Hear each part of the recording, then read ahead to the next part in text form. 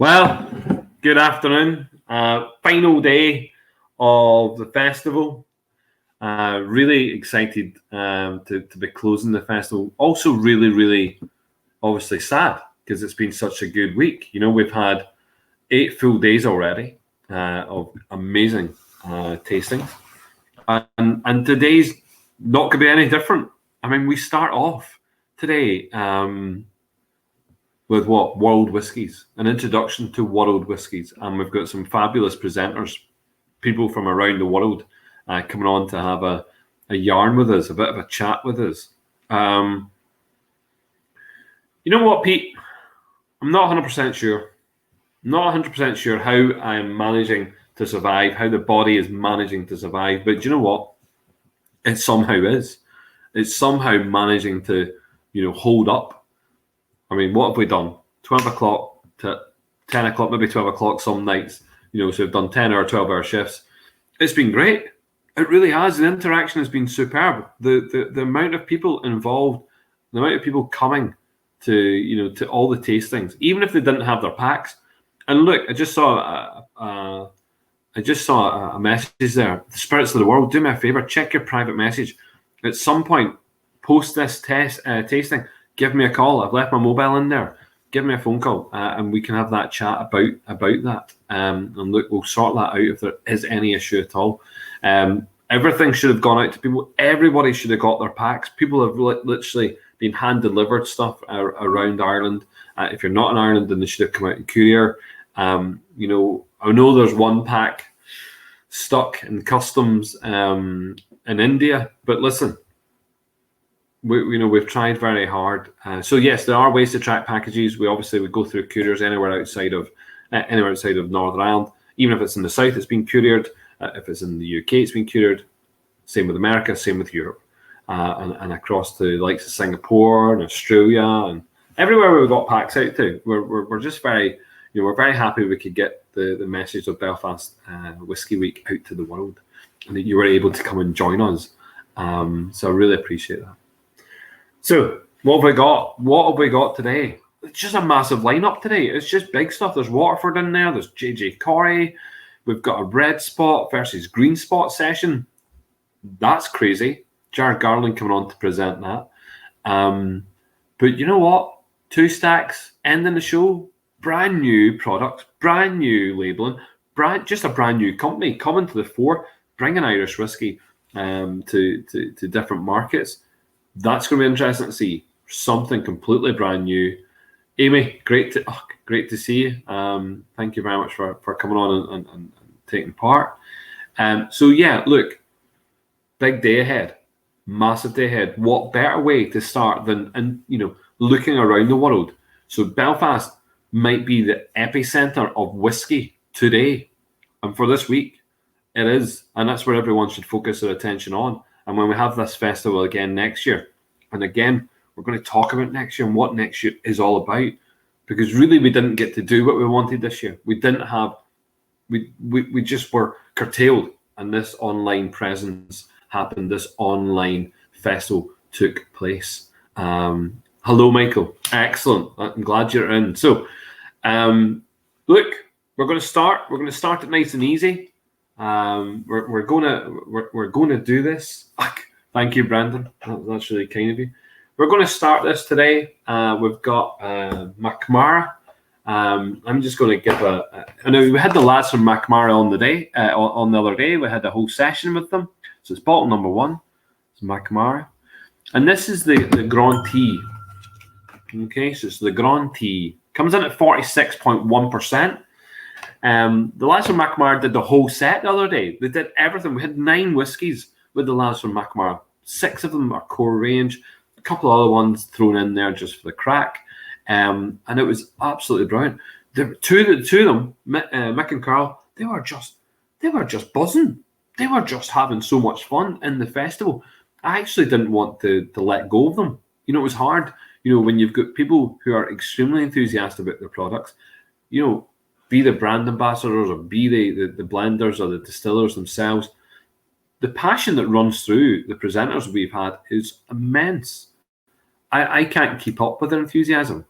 I think at some points I'm just like, I thought I was enthusiastic, but these guys aren't enthusiastic. These guys want to explain what the product's all about. So, look, for those that were part of that Macmara session, I hope you guys really enjoyed it.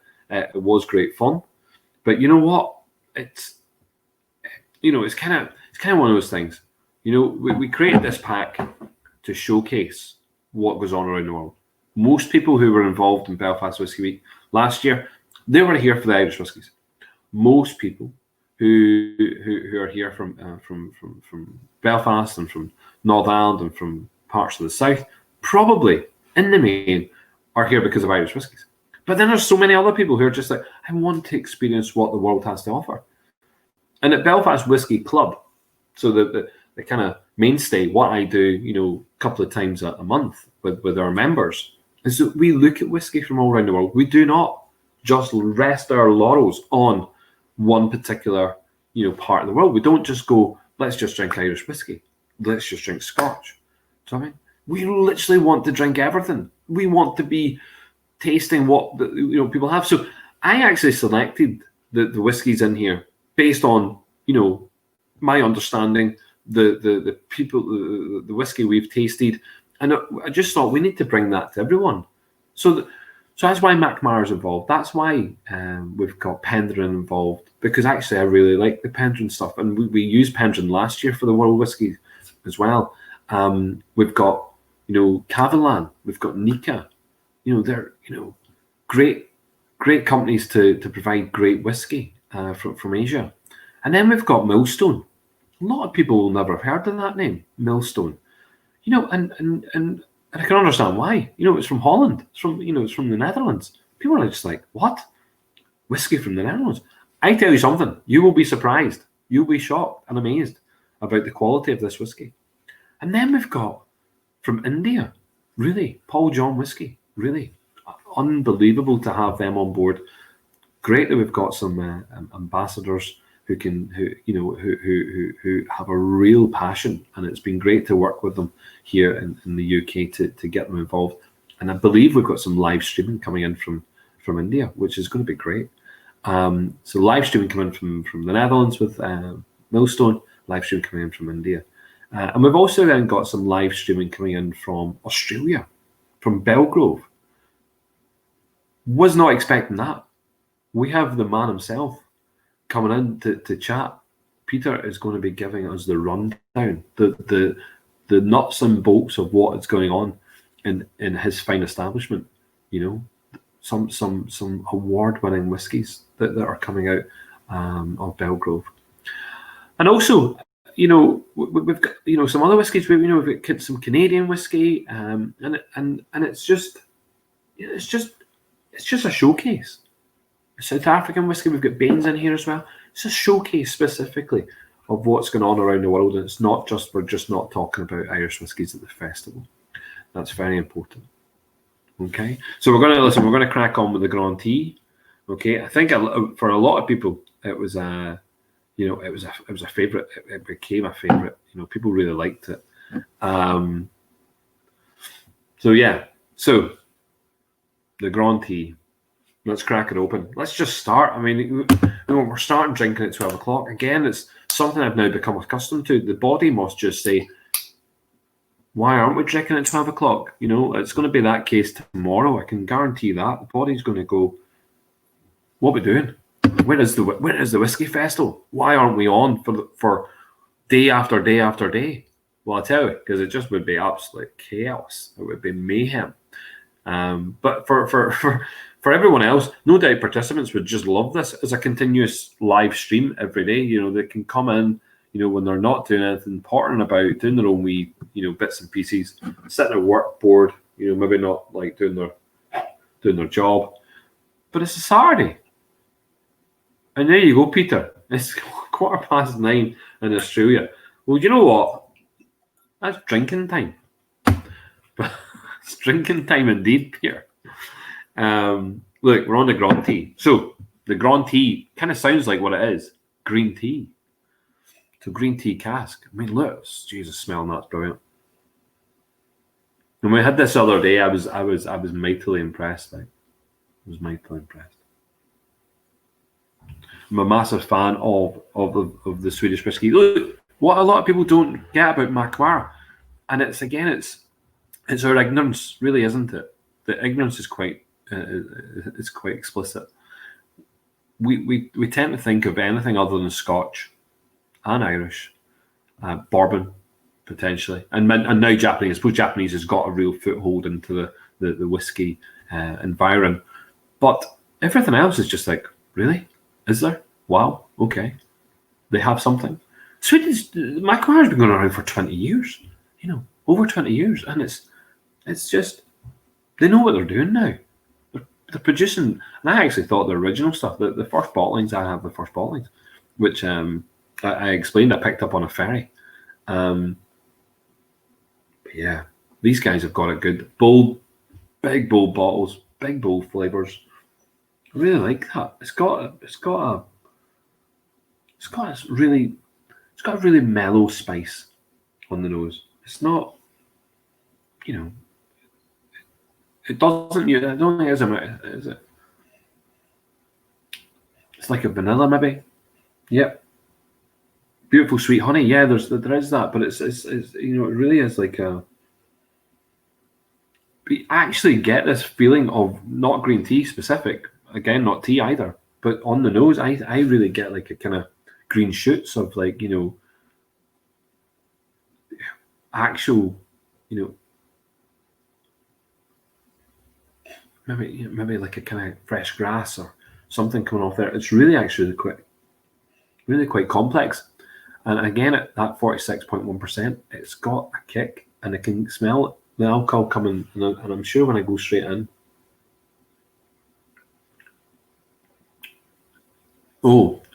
and there's, a little bit, but it's got apples, big apples, and really dry finishing. Starts off really bold and wet and juicy and oily, and then it starts to dry out. And I'm sure that must be something to this Japanese green tea. What is it? What do they use? Oloroso wine, and they use Japanese green tea leaves seasoned casks. That's brilliant. That's absolutely great. Definitely biscuit. Yeah, you're getting vanilla. I said that. Yeah, vanilla. It's good. I mean, you can smell it, but that spice is really nice on the tongue. And it's the first drink of the day. It literally is my first. Well, I've had some water this morning, but it's my first drink of the day, and it's encaptured my tongue. It's making me want to dance. It's dancing right now with the spice on it. Really nice, light spice. I think it's one of those ones as well. It's like easy to drink. Easy, very much. Yeah, I would say so. Much nicer than the Brooks, I believe. I think if we're going to contrast anyone who was drinking it before, this is pretty simple. Pretty simple drink. I really like it. Yeah. Apple, vanilla, buttery. Yep. Lingering soft spice. Yeah, Pete, you know what? Hope you're not listening to what I'm saying and just taking it as is, but I agree with you. Spice on the front of the tongue. Yes, Paddy said it straight away. It really has that. I like the honesty about this. This is, you can just open up to the honesty about and it, we're wanting to see, these are good expressions. I asked them to pick something that would, show off where they're at and what they're expecting. And this is what they chose. So Macquarie are very comfortable, very confident, really, with this product. And you know what? It's going to be one of those ones. I'm not entirely sure if it's a continuous go-to drink, but it's one of those ones. If I'm going to go through the range, I'm going to keep a bottle of it to go back to, reference point on, and certainly reference point going forward to see what they're doing. Again, I can't. Yeah, it's that initial burst of spices. It's definitely a grower, but most of the whiskies this entire week have not managed to penetrate into my nose and come back out. Yeah, I'm still waiting for that one It kind of just does the whole thing. That kind of just envelops the entire mouth and the entire senses. Because the smell's great. And it does have great legs. You're quite right. It's very oily. I did say that when it went into the mouth. It's very oily. Straight away, it's very oily. But then it has to dry out. That whatever that whatever's going on there with those casks, it is causing that to dry. No, not like that. Not like immediately, but it is quick enough to dry. I like it. I hope we can score it. People can give it a score. People can, give it a wee mark out of 10. If you're not drinking it, or you've drunk it before, you can do also. Just ignore it if you haven't and you're not drinking it. But don't inflate the egos of Macquarie or vice versa. Don't be causing them to feel alarmed. But yeah, no, I do like that. I mean, it's again, if it's just me and if it's just me and I'm able to reference this, then I'm okay with that. I'm okay. Good. Yummy. I am impressed.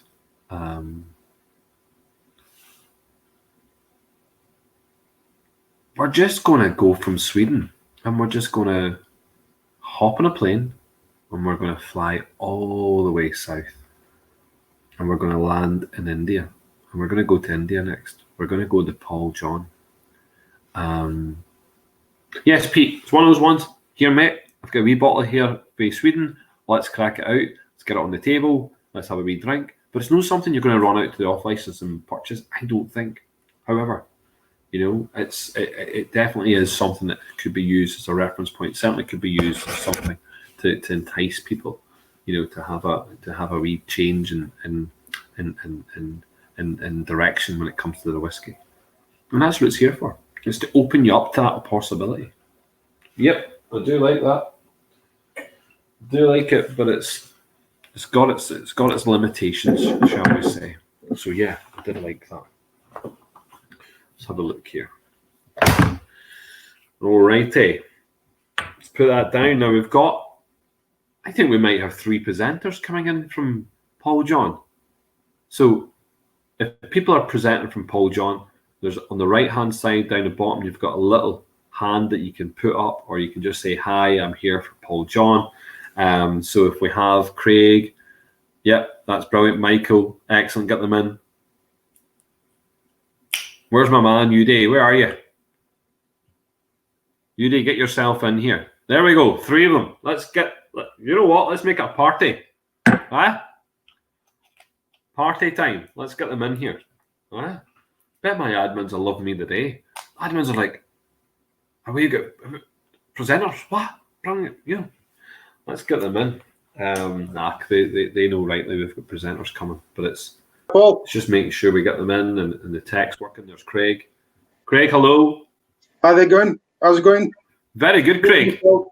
Craig, you photobombed in yesterday, was it? Was it yesterday? It was a pure accident. I was actually just looking at the settings and I caught it by accident. So I'm really sorry. No, listen, Craig, it's a bit of crack when people photobomb in. You know what I mean? It's actually even funnier when it happens when the Lord Mayor's on. That's even funnier. No, I mean, who's that coming in on the Lord Mayor's screen? Good. Craig, thank you very much. And you've managed to put us in touch with Michael, yes? Yes, Michael is our wizard. Someone must be tripping. He's the wizard. Did you see the wizard? I'm a big fan of wizard, like Harry Potter. He's the guy that does all of our amazing stuff. Love sitting and talking to Michael. I've had the pleasure of him giving me a tour of the distillery. So informative, such an amazing guy to work with. And the liquid we're getting from him, it's just, yourself, you've tried most of it. It's just stunning stuff. Yeah, no, it's good stuff. For everyone in the box, it's number 2. So it's Paul John. Okay, there we go. So we'll give Michael a bit of time to come in. You do a bit of time to come in as well. Yeah. I think that's good. Sure. You know what? Technology is great, and it's great when it works to your kind of standard, But What's Michael's title, Craig? Let's invite him properly. What's Michael's title? Michael is our master distiller. Master distiller, right? Excellent. Okay, so that's it. That's all you need to know, really. Is that not just like the best job in the company? Yeah, by far, it's the job everyone wants to have. Everybody would want to be the master distiller. I know I would want to be a master distiller. I think if I put the effort in and bothered my backside, we could be close to that. You know, I mean, take me about 10, 20 years, but, you know, I think people who put the effort in. Yeah, Michael's put his time in, you know. That's good. It's just one of those guys. He's so informative with everything he's done, like I said. So excellent. Admins, I'm just wondering how we're getting on, bringing them in. I'm conscious that we want to have. So Uday, who's one of my guests for this, Craig. Uday is based over in India. He's called the Whiskey Advisor in India. Yes. He has made it. He's gone out on his own to be an influencer for the whiskey industry in India, talking to people in India about whiskey from everywhere, I think. But you know, he definitely concerns himself. Yeah, he's been a great global ambassador for Indian single malts. Brilliant, like absolutely brilliant. So I'm very conscious. He came over here and to Belfast. We got to meet with him. He was really keen as to what was going on. I really want to push him for next year, making sure that we have a trip, a tour from India to Belfast for the festival. I want people from India to come here and experience the festival, and they can go off and have a bit of crack as well. Do you know what I mean? So that's what we want, and it's good that we've got them coming. I take it they're having a slight difficulty. Yeah, Michael's just asking how he logs into the video. At the top of the screen, you should see the little camera. Just click the on. Yeah, that's all he has to do. Just click on. That's it. Yes, thank you. I was just about to jump on there and talk him through it. Hitting the video button starts the fiddly dee music. Yeah, so he's hitting the video. He's hitting the video button. Yeah, you don't on the Michael. Gray bar at the top of the screen has a wee camera icon, has the word off below it. Yeah, there we are. Hi, Michael. Hi, Greg. Hi, Paul. Hello, Michael. How are we? How are you? I'm absolutely. Do you know what? I'm just ecstatic that you managed to get on. Thank you so much. Thank you. I can see a picture, but it's not live. Might be a slight delay. Okay, we'll work with a slight delay. We can do that. We can take it easy. Okay. Right. And admins. I'm just wondering, Uday, is he the same? Uday, if you're looking at your screen just now, to go on up and have a look at the camera symbol. If you press on. Yep, I did. No, you're okay, Michael. You're okay. Okay.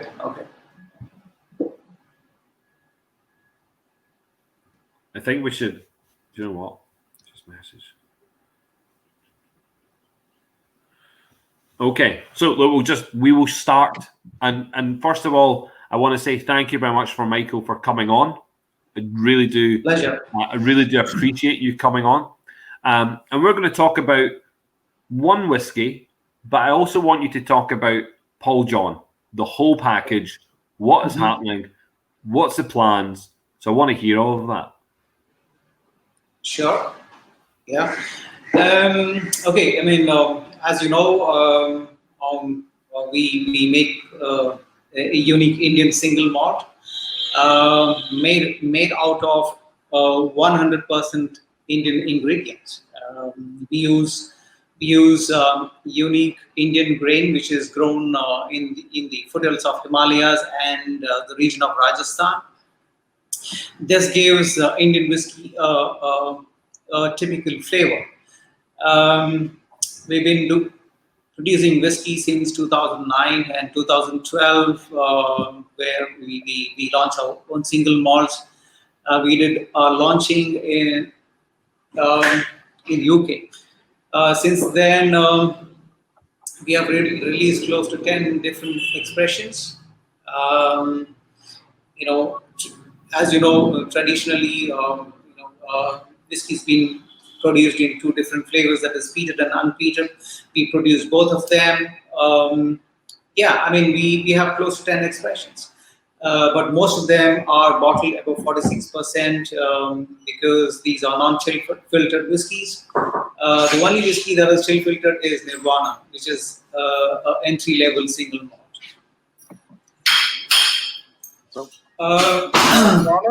Yep, Nirvana. So yeah, I mean, when it comes to packages, again, our packaging team, marketing team, they are doing a wonderful job.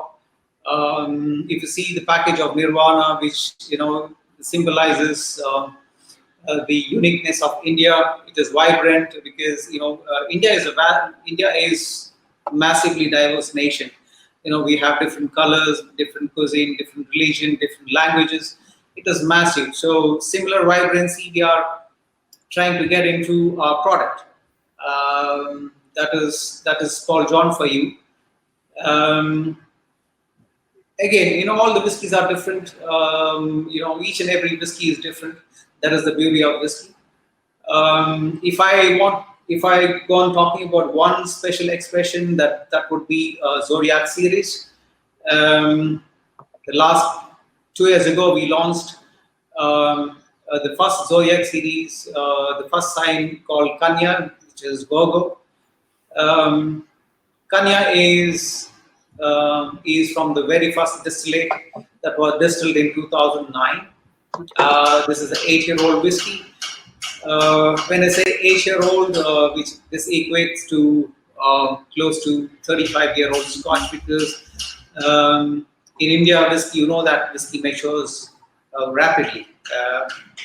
It matures quite fast. So we get a lot of extraction and color from the cask. So Zodiac series is one of my favorite expression. Excellent. Yep. So we've got UD on the call now as well, which is great. He's part of the festival. How are you? Hi UD, how are we? Very well, thank you. Sorry, I don't know. The technology wasn't helping me here for a second. That's okay. So Michael, that's really interesting. Yep. So let's talk about this. Let's talk about the amount of expressions you have are huge. Lots of expressions, lots of different product coming from Paul John. The Nirvana that we all have in front of us. Explain the Nirvana for us. What's the content here? What's the mash like? How long is it going to be lying about? Maturing for? Okay. Nirvana is our entry level single malt. This is the only expression which is chill filter, bottled at 40%, and matured in ex-bourbon cask for around 4 years. Again, when I say 4 years, this equates to 12-year-old Scotch. This is made out of Indian 6-Pro grain. Again, it is double distilled. I've used whiskies from the first and second fills. We have 2 different warehouses. One is the underground, the other one is above the ground level. For Nirvana, I have taken whiskies from both the warehouses. The very reason we launched this expression is, as you know, India is one of the leading whiskey consuming country in the world. And majority of the whiskey consumed in India is blended whiskies, like the Johnny Walker, Shivers, Ballantines, 100 Pipers, Black Label, Black Dog, etc., etc. So not many people like single malts because they think single malt is very strong and it is very pungent. So the another thing is, most of the, we Asians, our palate is more towards elegant and sweet profile. So not many people would like to try single malts. So this whiskey is for those who are in transition from blended whiskies to single malts. This whiskey is very elegant, it's kind of an easy drinkable whiskey. It's everyday whiskey. Very much so, Michael. And what I get from that is you talk about elegance. Very much is the epitome of elegance. I know you said it's 4 years old. Maybe that equates to an older statement Scotch because of the intense heat, the relationship between the whiskey and the barrel. But I tell you something, there is a real, there's a real relationship between the nose and the whiskey itself, the taste. It's very, very sweet. You've got the sweetness just right. It actually opens up in this. I don't know, it's like fresh. It's like fresh yellow fruit. Okay, this is Nirvana is mostly it is from the second fill ex bourbon cask. If you compare this with the other Paul John expressions, wherein the rest of the expression is more robust, because of the first fill. The second fill is more elegant. You get a lot of chopped pineapple, banana, mango, peach, apricot, and also it is nutty. You have coconut and almond. And also you get typical bourbon, American white oak notes like citrus and vanilla, and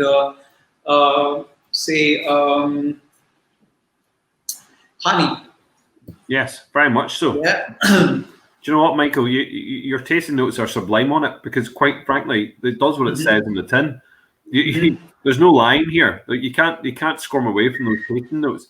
Tell me this, just because when I heard you talking there about the warehouses, tell me why you put the warehouse into the ground. Okay, prior to 2009, as you know, now we are relatively new distiller, and we have just crossed 10 years into whiskey making. So prior to 2009, we did not have any kind of experience making single malts. Of course, we were into blended whiskies, but never into single malts. I wanted to create two different environments within the premises. So I went underground so that from the underground cellar, basically it is low in humidity and temperature, and the one which is above the ground level, the casks are exposed to the outside environment. It is directly in contact with Goan environment. From the top warehouse, I get mostly more bolder and robust whiskies. From the underground, I tend to get more elegant ones. So, end of the day, I have two different profiles. For me, that's what I need, so that I can create different expressions, different blends. Sorry, Craig. I was just going to say, we have done some independent bottlings here in the UK with the Scotch Malt Whisky Society, and I believe if you look at the first 4 bottlings we did, it's 1, 3, 4, 1 and 3.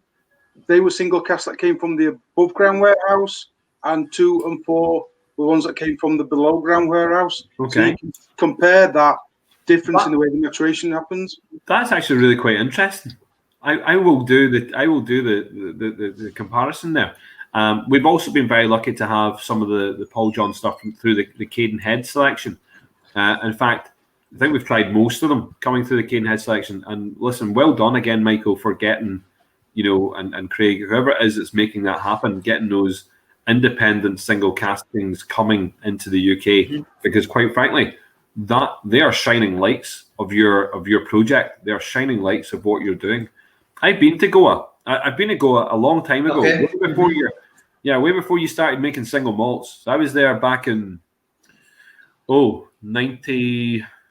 Was it 99? Maybe 99, 2000. It was a long time ago. But such a beautiful part of the world. I genuinely, every time I talk about India, I'm just in awe. I'm just in awe. And I've now have a good friend who's now the. I was talking to Craig about this. I have a good friend, Alan Gemmell, who is now the British ambassador, I believe, to India.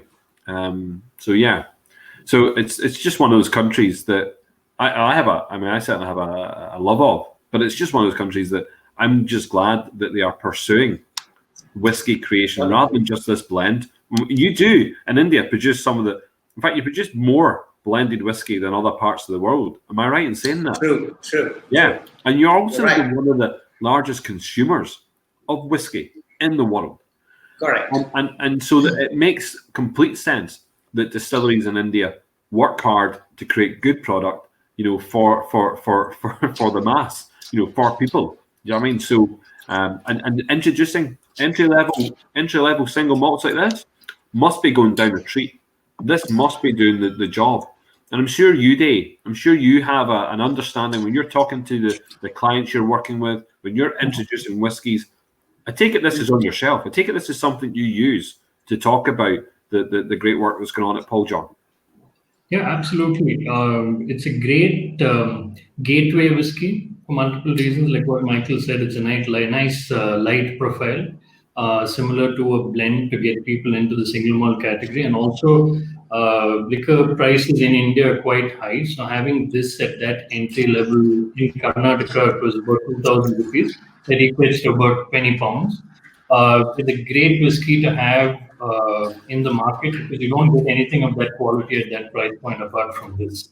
So yeah, it's something that I use in my tastings, particularly for people getting into whiskey. And then you take them to the Brilliance, which is the next step, 46% non-chill filtered.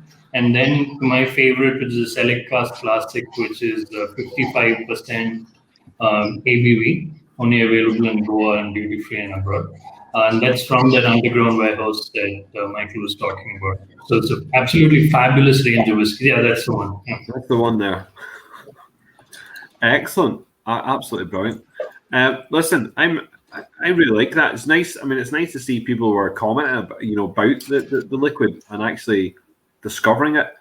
As I said, within the club, we've tasted plenty. I at least 5, 6, 7 expressions of Paul John over the course of a couple of years, 6 years or something. So this is just, to me, this is what it should be in terms of waking up to Indian whiskey. This is what it should be, and it should be an entry into it. But some of your more specialized bottlings are really punchy, like really, they really grab you. And they don't want to let go. I mean, we've had I'm trying to even think the 5 and 7 year old, full-bodied, full ABV, cast strengths, single cast stuff. I'm telling you that's powerful stuff, and that would stand up against easily some of our Scottish friends, stand up against some of our Irish single malts. And pot stills, because they are so. Yeah, they're so spicy and full of flavor. Full of flavor. Okay. Michael, do you want to tell me a little bit about future developments at Paul John? What's going to be happening at Paul John? Okay, I mean, now already we have close to 10 different expressions. The one entry level, that is Nirvana, 3 flagships, Brilliance, Edited, and Bold. We have a couple of limited editions, that is Classic and Peated, which is unpeated and peated. Recently, we have launched a limited edition of Oloroso and PX cast finish whiskies, bottled at 48%. I think it's already in sale in the UK. Wow. We also started a small batch during Christmas called Christmas Edition. We started in 2018. Previously, we released 2018 and 19 already. Shortly, we should be launching to 2020 edition another couple of months. Apart from Christmas editions, there are some special releases such as Zodiac series whiskies. Kanya is already in the market. The next Zodiac series is due in the month of October or November. Yeah, these are the special projects. We started using only ex-bourbon cask initially. Then I started using trying out alternative casks such as Spanish wine cask and port wine casks. Um, the next project would be finishing whiskeys in rum casks. So I'm getting some wonderful rum casks in a couple of months' time. Yeah, I mean it would be an exciting project. I would suggest that in a rum cask, this base of your, if this is the DNA, if this is the starting kind of block, then that would look lovely in a rum cask. That would certainly grab the attention of the rum cask. It already has that coconutty, really kind exactly. of. I mean, it's already we have that. We already have a lot of honey, vanilla, and coconut, in our whiskeys. Yeah. And definitely it would complement with the rum flavors. Definitely, yes. Tell me this, just one more thing from yourself, Michael. In terms of the distillery, if I'm telling people, listen, go and visit Goa, which I do anyway, because I think it's one of the places that people need to go and visit in their lifetime. Yeah. That is there distillery tours? Are there is there somewhere, is there some guy? Is it going to be yourself, Michael? That's going to come around and talk to visitors? But is it worth coming to just to visit the distillery? Yeah, I mean, we started the visitor center last year, which is this is what first of its kind in India. We have state-of-art facility. Goa used to be a Portuguese colony, so we have used Portuguese influence. The architecture is the fusion of Indo-Portuguese architecture. Yeah, I mean, people they can book online, they can walk in. We have tasting happening here. A lot of things happening, and also we take people around, show them how the whiskey is made. We take them around inside the warehouses, including underground warehouse, and sometimes we do the tastings, from the cask itself. Wow. Yeah. No, I like a tasting tour where they do the casks taken from the cask. That's a proper distillery. That's not messing about. That's not mucking about. That's real. Quick question here from the crowd, though, Michael: is there any type of Indian casks, specifically Indian casks, that could be used in the future? And someone just said here spice casks or something. I'm not sure what they mean by that, but is there casks in India that are being used for other things, for other types of production of any type of other liquor that could be used? I mean, is there something unique to India in terms of the casks? Yes, I mean, definitely. Now, I've been giving casks to chocolatiers, tea producers, some of the coffee producers, to measure their products in these casks. Hopefully, I should be taking these casks back in the future to try it out. Yeah.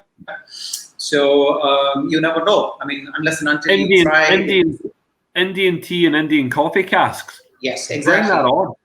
Bring that. Give me a bottle of that. Bottle that for me. Yeah, I mean, That's interesting. It's in early stages, and hopefully it should come out well. Yeah, I mean, we are taking one step at a time, but proper ones. Let's see how it goes. Super, Michael. Super. Yudi, I just want to. What's it like in India just now? What's the appetite for whiskey in India right now? What are people thinking? Are people interested? I mean, are people really buying into this idea of single malts? What's going on?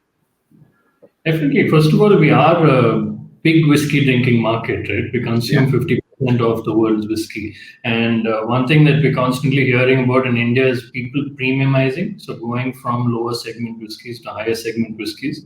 So a whiskey like the Nirvana is perfect because it hits that sweet spot and people are really getting into single malts because of Paul John, Amrut and Rampur to an extent. Yeah, and even if you get on like Instagram or whatever, there's so many people who like whiskey bloggers and whiskey grammars and everything. So the interest is definitely building by the day. When I started, there were like 2-3 people. Now they're like probably 100. Yeah. It's definitely exploding. Well, that's good. That's good, Uday. That's good. And Craig, you're working it hard in the UK. You're working it hard, but what's the uptake in the UK like? Because obviously we have clubs like ourselves who are like very keen and interested to try lots of things. But what's the market like? What are people buying into? Yeah, I've seen a huge uptake in the past 2 years.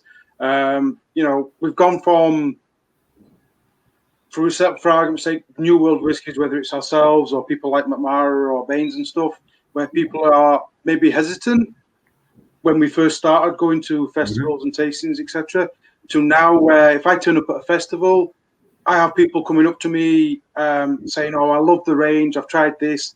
What's the new stuff coming out?" They're really interested, And I've seen, my family's originally from Scotland. I've been raised in Yorkshire, so I've seen a huge sway of people that are not looking at just what was traditionally Scottish, Irish, like I said, a little bit of bourbon, to now they're looking around the world for a new experience. Yeah. And the quality of what we're producing, people are just falling in love with it. It's just, everywhere I go, I get asked what's coming out, what's next. I love this expression. I love brilliance. I love the peated, whatever it is, and we've got an expression for everybody's mood, which is great. That is interesting. Yeah. I mean, there's so much across the range that you do have that. Listen, I want to kind of wrap it up, but what I want to say is quite specifically, thank you very much for coming on. Thank you for giving us the opportunity to talk about Paul John. Let's be honest, about Paul John and about the products that are coming out. But again, about this whiskey, which is a very good, and even if it is just the starting process for people to get on board, it's a very good whiskey. Stands alone, certainly by itself. I would also say that next year, look, this is an online virtual environment at the moment. Next year, we're going to be physical. I'm sure me and Uday are going to be talking about trying to get people from India to Belfast, get them here for the festival. But also want Paul John involved. I want Paul John involved in the festival in Belfast. And also, we'll still make this environment accessible for people. So we'll have some sort of online presence and we'll still get packs out. Because, Michael, to be honest, your World Whiskies, this pack went out around the world. It wasn't just the people here in Belfast. It went out across Europe. It went, as far as Australia. It went as far as America. So we're doing that ambassador role for you without really, without straining too much, without running around too much. We're doing that. I think festivals have to change a little bit. There has to be a change in dynamic. But this festival that we have in Belfast is very specific. We want to make it extremely accessible to the world. We want whiskey to be extremely accessible. Thank you. Thanks for the support. Yeah. No, thank you. Genuinely, thank you. Really, thanks for coming on. Craig, thanks for being part of this, Paul. And I can't wait for next year to be part of the physical event as well as whatever we do virtually. Thank you. Michael, have a lovely day. Thank you, Paul. Have a lovely day. Thank you. Bye. Thank you, guys. What can we say? Indian whiskey, Paul John whiskey. It's such a good product, and we get to score this, so people obviously get to give it a good rating. Do you know what? I'm one of those drinkers of whiskey that when we find whiskey from around the world, you want to latch on to it. You want to be part of it, And actually, for the guys in the club who have tasted so many of these expressions so far, it's just been so much fun. There's not a bad. It's just really not a bad. There's not a bad whiskey so far, and that's really that's a compliment. And the fact they've only been in single malt. It's really for the last 10 years. Okay, we're going to move on to Holland, the Netherlands. Yeah, and we're going to go to a little company called Millstone. So Dutch whiskey, Millstone. So it's number 3 in the pack. We see it, number 3, Millstone. Okay, and hopefully Patrick is on at the moment. And if Patrick can wave his little hand, put it up there. But even if you just on your own computer, you should be able to hit the button up the top here. We've got along the top of the screen, you'll see on or off at the moment. And if you click the camera and the microphone onto on, then we should be able to hear and see you. So Zuidam is indeed the It is indeed the distillery, yes. I suppose the branding then is quite specifically Millstone, but is what we have it down as. Yeah. And Patrick, if you're there, say hi. That would be great. And if you're not, we can move on. We could. Oh, here we go. Hi. Hello. Hi, Paul. How are you? I'm fine. Excellent. You're outside. I'm on holiday. You're on holiday. Aren't we all, Patrick? Aren't we all? We wish. Absolutely brilliant. Patrick, do you know what? If you're on holiday, let's just talk about the whiskey to start with. What have we got? What did you send us? We send you an unpeated Millstone special edition from a mixture of 2 casks. I think it was a mixture of a PX and Oloroso casks fatting. Okay. PX and Oloroso. And how old was it, Patrick? I think it was distilled in 2010. So should be about 9 years old. Wow, here. It's an intense smell. Patrick, Duffy, Paddy, I have your bottle. Apologies for that. I have it and I should have dropped it off this morning. Sorry, Paddy. Patrick, tell me this. How long have you been in the game? How long have you been making great whiskey? I think we started making whiskey in 92. Okay. So again, you've been around for a long time. Yeah. The best casks that I still have in the warehouse are from 96, I think. Yeah, the 96 is good. We had your 96 recently at a club tasting. Yes, Yeah. almost drinkable. I love the humour. Here, your 100 dry. I mean, if I could talk about something, the first expression that I had was the 100 dry. So that's what I had. That was the first one. I think the 100 dry is, I think, what we're most well known for. Yeah. But we do some really nice malt whiskies too. I think the 96 was pretty decent. And I think this one is pretty decent as well. It's unpeated. The smell's great. It's fully matured in PX and Oloroso casks, so it's not a finish or anything like that. It's just full maturation in old Oloroso and PX casks that have been used for decades for the use of making great sherries, and then we buy them and use them for this whiskies. That's intense. Yes, That is an intense it's flavour. It's all first fill casks, so then you get a lot of sherry influence. Definitely with the full maturation, I think you get a lot of sherry influence. But This is Christmas in the glass. I hope it's still balanced. That is important, I think. It is. In whiskey. But it's like Christmas in a glass. It's very big. It's a big whiskey. It's a big whiskey. There's no shying away from it. What was the percentage on this one? What was the percentage of alcohol? If I remember correctly, it was 46.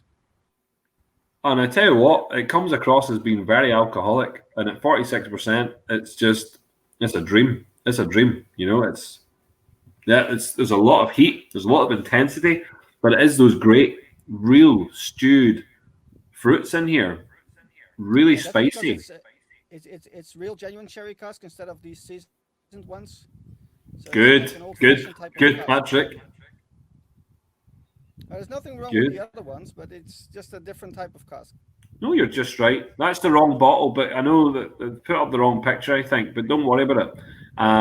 Something very similar to that, actually, in the bottling. But it says PX and Oloroso on the label, if I remember rightly. Yeah. I'll send a picture into the chat in a little while. But Patrick, tell me this.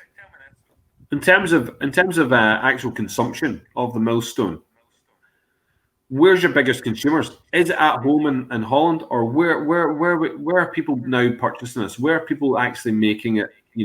Their number one go-to. I think we ship to about 24 countries around the world. Okay. Yeah, it's quite diverse. Well, that's good. From China to Canada and from the US to Holland, of course. Yes, we're a bit everywhere. I think on a blind tasting, Patrick, I think it'd be I think it'd be very interesting where people would pinpoint this if they didn't know that there was alcohol and certainly whiskey like this coming from yourselves. If they didn't know that, right? Where would they pinpoint this? Where would they put this? You know what I mean? And that is the beauty of our profession, of course, that you can nowadays. There's great whiskey being made all over the world. You know, whether it's Australia or India or even Holland. You know. they're just here. It's just great to have something phenomenal covered. We have a guy in our club, called Robin, and his wife is from Holland. And specifically, you know, I was joking away and I said, look, we're going to be doing some Dutch whiskies at one of the tastings, and he was like, "There's no whiskey from Holland." I was like, "Trust me, there's whiskey from Holland." He was like, "Nope, not at all." So we had the tasting, and he got a shot of at that time it was 100 dry, and he loved it, and he was like, "I have to take some back for the wife because she doesn't believe me that she's from Holland. She doesn't believe me there's actually whiskey from Holland." So went back. You know, the wife tried it, fell in love with it. I believe that they are one of the, you know, they're one of your customers who will go back and go back and go back to the products. It's just, I think once you go Dutch, you can't go back. It really is. No, but I'm being serious. Like there's a lot of good whiskey out there, but see when you find wee gems. Like that 96 was a gem. The 100 dry is a gem. The 12-year-old I actually find really nice as well. This is good. This is chewy. It's full of flavour. There's a lot of spice, but it's not overpowering. It's actually lovely on the tongue. But it's the fruit. It's that stewed fruit. How do you get it? Is it just from the cask influence, or what's your mash bill? You know what's your mash bill like? It's a malt whiskey, so it's 100% malt. 100% malt. Malted barley. Malted barley. And is it local barley too? That's the mash bill. It's a malt whiskey, so it's 100% malted barley. Local to the distillery. A really long fermentation, yeah. So I think very uncommon in our business. We do temperature-controlled fermentations. So that means that after the mashing, the wort is cooled down to about 18 degrees Celsius, and then we pitch two different yeasts. So we pitch an M strain distiller's yeast, and we pitch in this case, a Belgian brewer's yeast, so a Trappist yeast for Belgian beer. And together they produce very fruity flavors over the course of this 7-day fermentation. So this is a crazy long, stupidly long fermentation. Nobody does 7 days fermentations, but we do it on purpose because we think it adds to the complexity of the whiskey. And it really does. Fruity esters. Really does that. I'm surprised it's that long. I'm surprised that your process is that long. Yeah, that's why we cool it down. So we keep the temperature quite low, between 20 and 24 degrees Celsius. So we keep cooling it as it ferments, and then you get these really long, slow fermentation. It's like sex, yes. Sometimes it's better when it takes longer. At least that's what my wife says, yeah.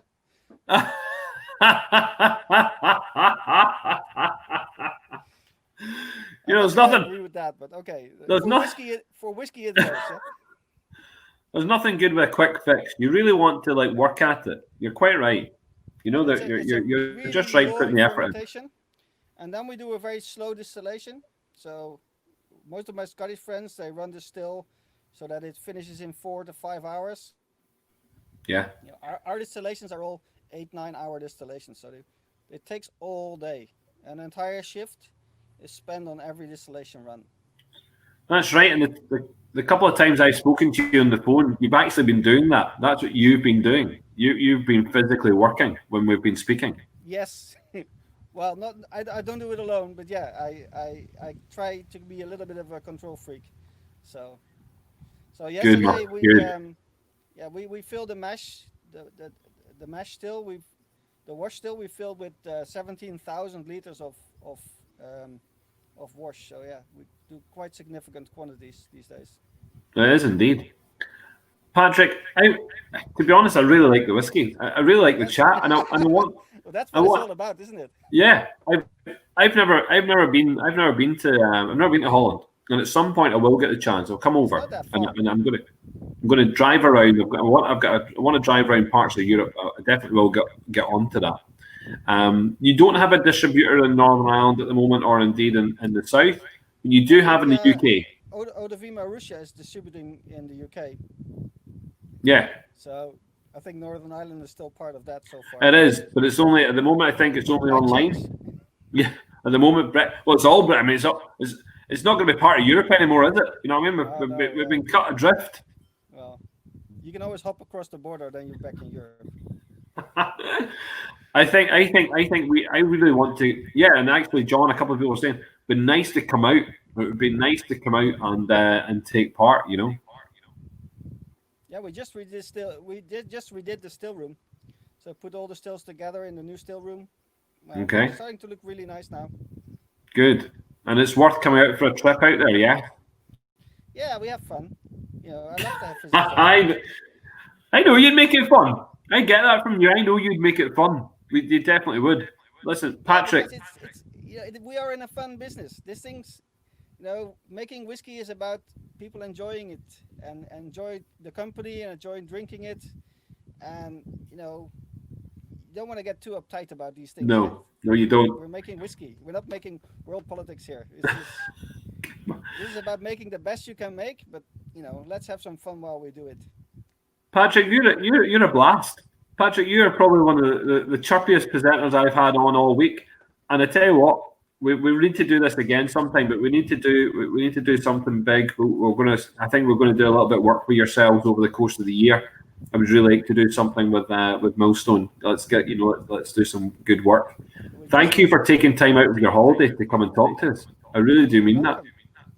Absolutely delightful. Glad you like the whiskey. Love the whiskey. I love this whiskey. I absolutely love it. And I know we've got a couple of distillers in here just now who have been listening to that and listening to what you're talking about. One of the guys here, Brendan, we're going to have to get you guys working together, having a conversation. He's one of he owns a distillery here in Northern Ireland, and he's really interested about some of the stuff. He's messaging me here, so that'll be good. Putting people in. You can always contact me. Contact. I'm always open for anybody. Patrick, thank you very much. Thank you, Paul. Take care of yourself, sir. See you. Stay safe. Thank you. Bye. Absolute pleasure. Bye. Wow, here, Dutch whiskey. Well, I mean, who would have thought years ago? I mean, the Dutch whiskey, it's been around for so long, and yet, I suppose it's a little bit like the Swedish stuff. You have to know about it. I think you have to just know. This is really good. This is actually one of my favorite from the week. I like the power. I know, Brendan, you said it dries out. It does dry out, but that's not a bad thing. Well, not a bad thing at all. So no. We are moving on very quickly. We're going to move on to Penderyn. Penderyn. I hope I'm saying it right. So, if David is about from Penderyn, then all you have to do, David, we've let mics and microphones, cameras and microphones, we've left them be open. So on the right-hand side of your screen, up the top, we've got a bar, and there's a camera, and there's also a microphone. But if you just click the on button, and you can bring yourself in, if you're there. If you need any help, don't be. Brenda's great. That Drax is great. So it's number 4's next. Number 4. Paul, I've been looking out for David. I don't see him on here. Right. Listen, that's okay. If David's not there, hold on. We'll hold fire. Give me 1 second. I'll just check my email just to make sure things are okay. Give me 1 second. And do you know what? There he is. Okay. There we go. Excellent. Can you hear me, Paul? Just wasn't showing on my screen. My left. David, I can hear you perfectly fine. Awesome. How are you? I'm really good, David. Thank you so much for coming on and talking to us about Penderyn. No problem at all. A few whiskies in now. It's good to see. Yeah, you know what? It's the weekend. It's good starting at 12 o'clock, Good time of the day to get a whiskey in. But we're going to be having your port finished whiskey. It's the one right here, yeah. Absolutely. Man, how nice are these new bottles? Oh yeah, absolutely. The design's fantastic. I think it's, do you know what? Really, really nice. When I purchased the bottles, got them delivered to me. I was genuinely over the moon by them. But it's not just that. But we have a lot of people. We did all the bottling at Ecklinville Distillery, based over in the Ards Peninsula in Northern Ireland, and the guys there, all these. But you can imagine we've taken in maybe close to about 500 bottles of alcohol for the festival, and in fact, way more than that actually. But just the actual designs, probably about 280 different designs of bottles, and the guys there have been hand picking them out, going, "That's nice, that's nice." That inspiration for these people. But your bottle got some comments was like, "What are we going for here? Are we going for like royalty or something? Are we like it's a champagne bottle, but it's not. It's that type of prestige. That's what it comes at. Look at that bottle. Yeah, it's nice. You know what? Fair play to you.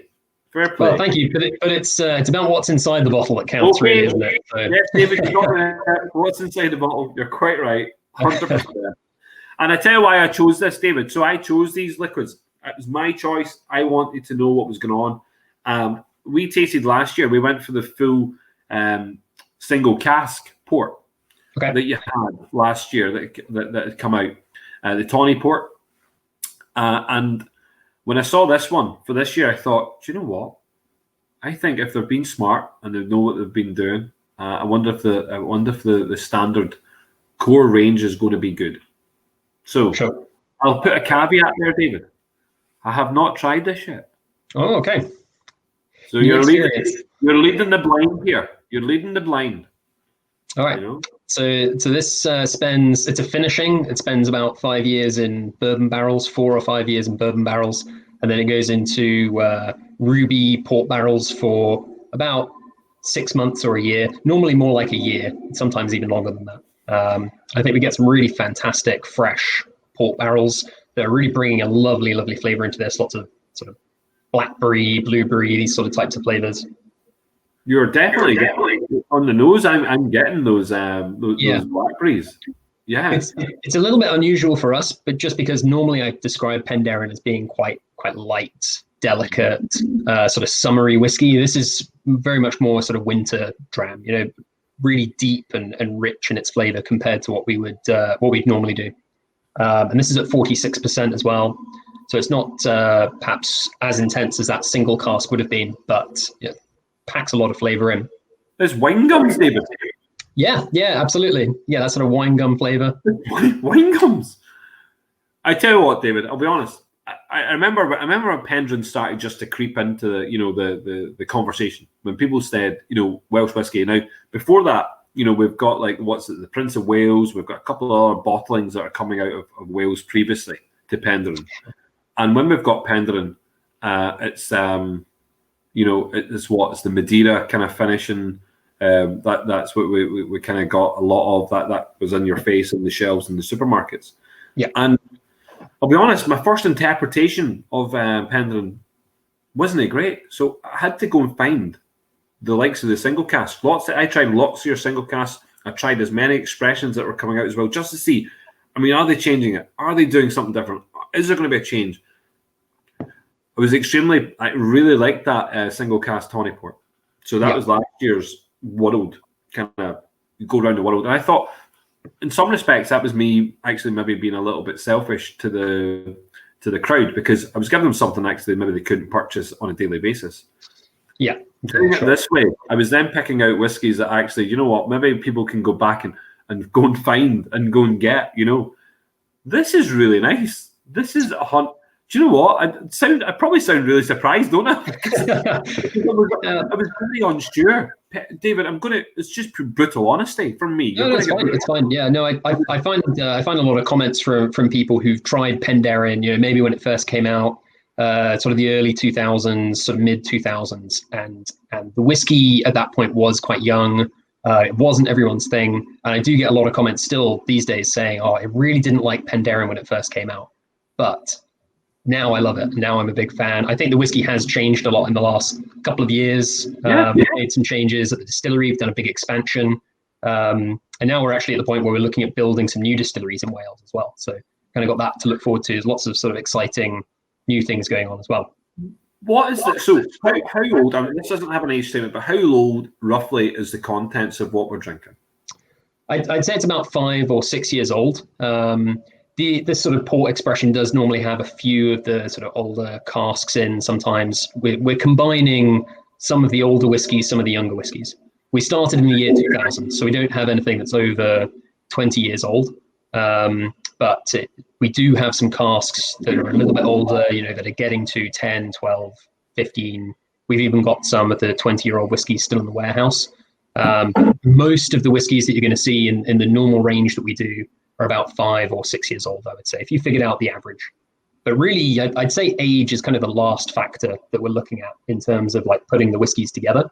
Really, we're focused so much more on the flavors that we're trying to get out of the whiskey, in terms of the freshness of the casks and the quality of the whiskey before we're then looking at the age. It's really kind of not an important factor for us so much. No, it's not, and it shouldn't be an important factor. I think what I was getting at there, though, is because you have been around for a little while, it is just seeing is this now entry level stuff? Is this just going to be you're going to kind of try keep that age, that kind of 5 to 8 year old spirit in here? Do you know what? Again, the flavors are great. The flavors are very intense. Like the wine gum, it dries out a little bit towards the end. The port cask will 100% do that, but also leaves this really nice, flavor just at the front of your mouth. Yeah, I think with a lot of Penderyn's, if you taste through the range, a lot of them start off quite sweet, and as they develop, they get a little bit drier. I think there's a little bit of spiciness in there as well, like cinnamon or something, or ginger, which I really like. But I think the other thing with the age is that Penderyn generally does really well as a young whiskey, but really still trying to keep that freshness, a little bit of that sort of youth element, so the whiskey isn't overwhelmed completely by the casks. I think when you're using port casks in particular, it's so easy for that whiskey to be overwhelmed by the port, by that heavy flavor of the wine, that really we're looking to sort of preserve some of that youthful sort of exuberance of the spirit as well. I have just a little diagram here. Hopefully you can see that. That's the type of still that we're using. It's called the Faraday still, and that's unique to Penderyn. There's no other distillery that has that exact type. And you can see it kind of uses these columns. The columns have plates on the inside, and it's almost like a hybrid between a pot still and like a column still, a continuous still. So it creates a very unique style of spirit. The spirit comes off over 90% alcohol. So we're very proud of that. Something that really makes the whiskey uniquely Welsh. We're not just copying the Scotch style of making whiskey and doing it in Wales. We're also doing something really different. So it's important to us to sort of keep that element. That's actually quite interesting. I was not aware of that at all. And yeah, and is that the only distillery using that type of still? Yeah, this exact one. It's called a Faraday still. If you want to, I think if you Google it, have a look online. If anyone's sort of more interested in that. But yeah, we have one originally. During the expansion, we put in another, so we have 2 of them now. But we're the only distillery in the world to use that exact type of still. So it does. I think it creates a really interesting, like unique style of whiskey as well. No, it really does, and I'm just pleasantly surprised. I'm like really surprised, but it's also surprising. We've certainly got people who are talking about it. I know that Craig said, look, it's one of his favorite port wood whiskies. We've had a couple of whiskies this week which have had port wood influence. We've had big bold ones like the new Redbreast Dream Cask, which is both the 28-year-old, and then we've also had the 27-year-old Redbreast core range. We've had some from Dingle. We've had some some really interesting tastes coming from the portwood finishes.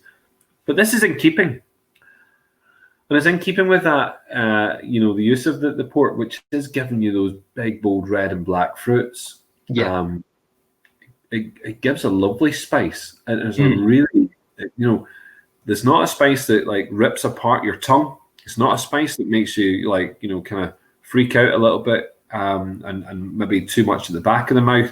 But it's actually really warm spice. Yeah, it's tingling. Gentle on your tongue.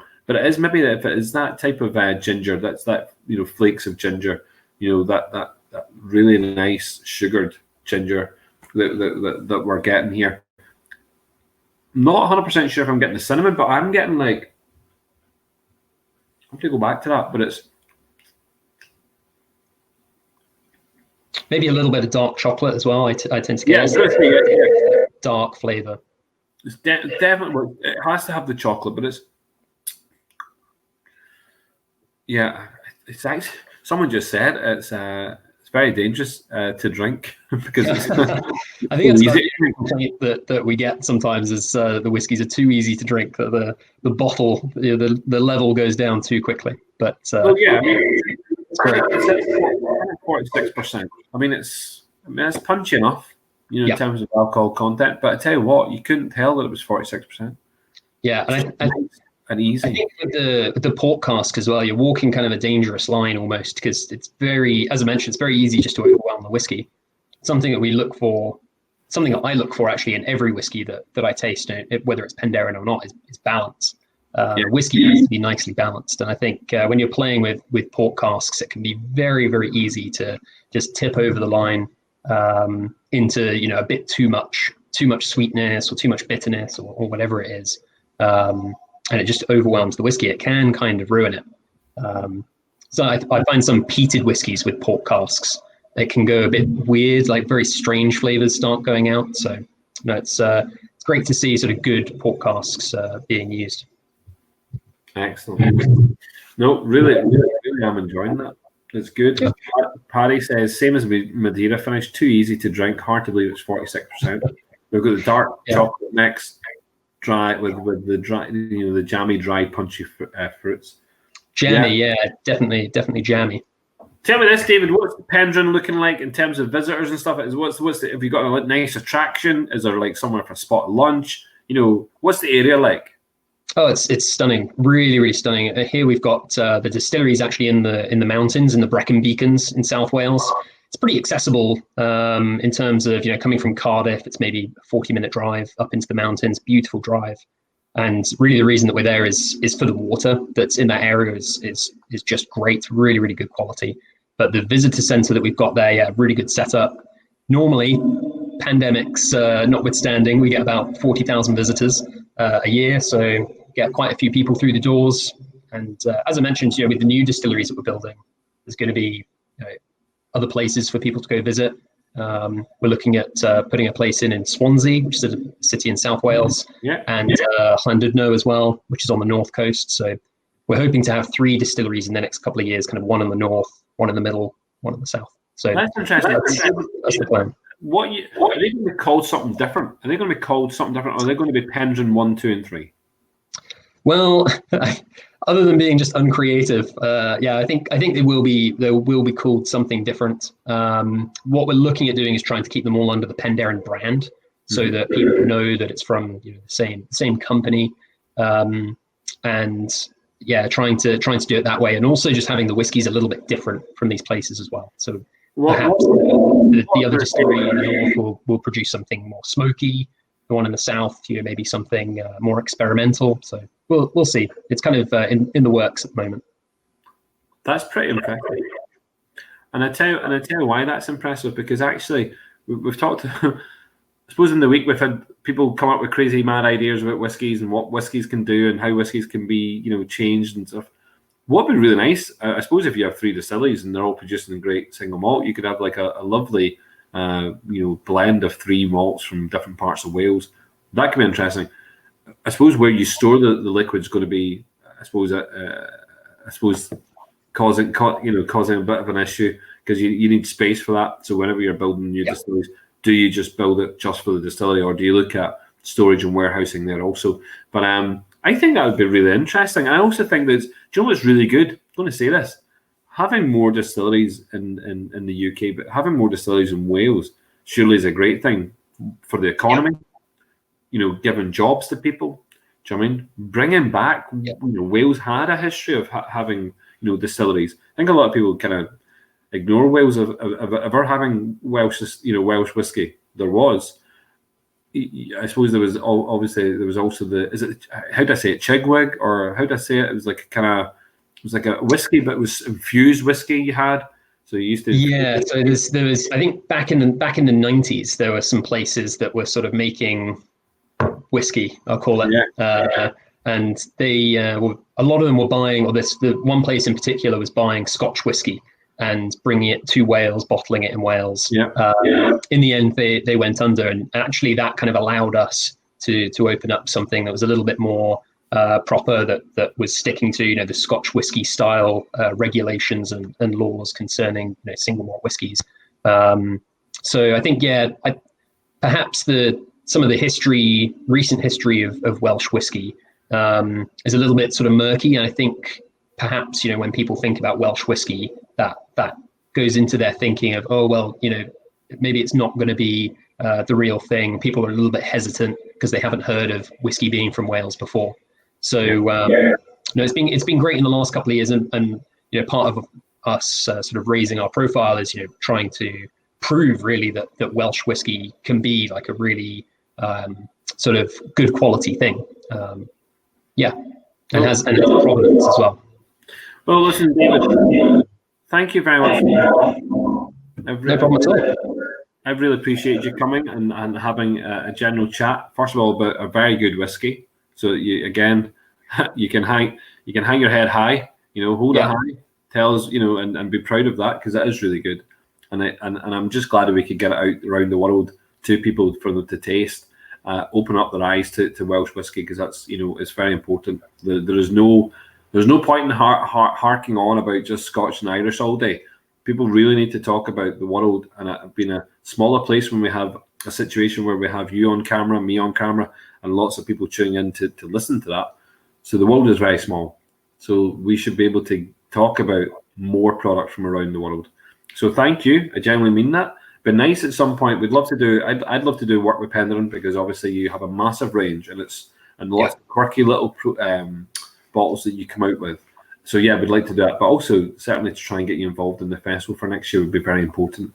I think that would be nice to have representation coming over to Belfast and do that. But David, thank you. Genuinely do mean it. No problem at all. No, thank you for having me on, Paul. It's been fantastic. David, enjoy. Take care of yourself. Thank you very much. Cheers. Again, I haven't seen a bad comment about this whiskey yet, so I'm glad we picked a very good whiskey to taste there from Penderyn, and it's refreshing, I suppose. Knowing that they're taking it seriously. That they took even some feedback maybe from the earlier production to think about where they're going. And the single cask offerings that they've obviously experimented with, and they've gone, throw that at cask strength and see what it does. I know for a fact, because I certainly would have given feedback from those single casks, and they were great. And this is good. And I'm glad I hadn't tasted it before. I was doing it, blind, really. No, I do like that. We've now got, wow, we're leaving Wales. So we've gone from Sweden down to India, up to Holland, across to Wales, and now we're just going to take the longest ever flight to Australia. And hopefully he's still awake. Hopefully he's ready to come on in here, and he knows how to use the technology. He was on last night. He literally photobombed Buffalo Trace last night. He came in here with all guns, guns shooting. Come on, want to talk about rye whiskey? Want to talk about Buffalo Trace whiskey? And it was just a battle of laughs. So where are you, Peter? The question is, where are you? Come on. Let's get you on here. Oh, Peter, do you know what, Peter? Try and refresh, because you were on. We had you on. We had you working, because we know you. We had it going. So this is so, I can come back to Peter. Look, we can keep on working away. I would rather fly on. So I'm going to go to number 9. Okay, so we're going to start with number 9 here. Okay, number 9 is JP Weisner. Okay, so JP Weisner Canadian whiskey. Okay, let's crack it open. Yeah, we're going to Canada right now. Going to Canada, so we're making that long trip across the ocean to Canada. Okay, and do you know what?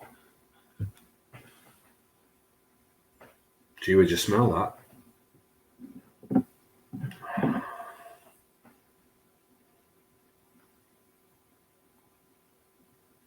Don't know what people think of that, but that's an interesting nose.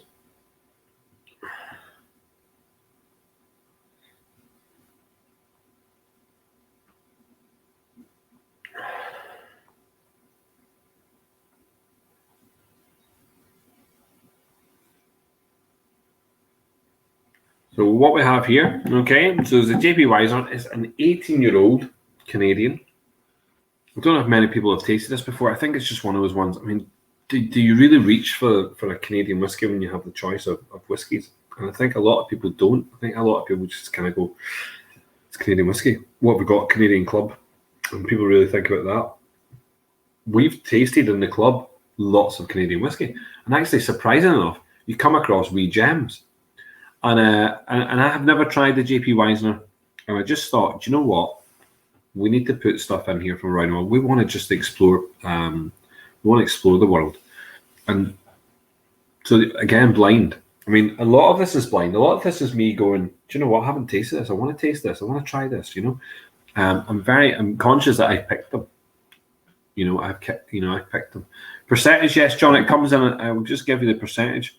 I thought it actually written on the card, and it seems to be the only one that's not written on the card. So apologies for that, John. Give me 1 second, and we should just check this one. So DP Weiser, and it's the 18-year. You know, right, here we go. So it's only at 40%. So 40% for you, John. All right. It's a blended Canadian whiskey. Okay, so blended. I don't know. I don't know. I think I'm not sure.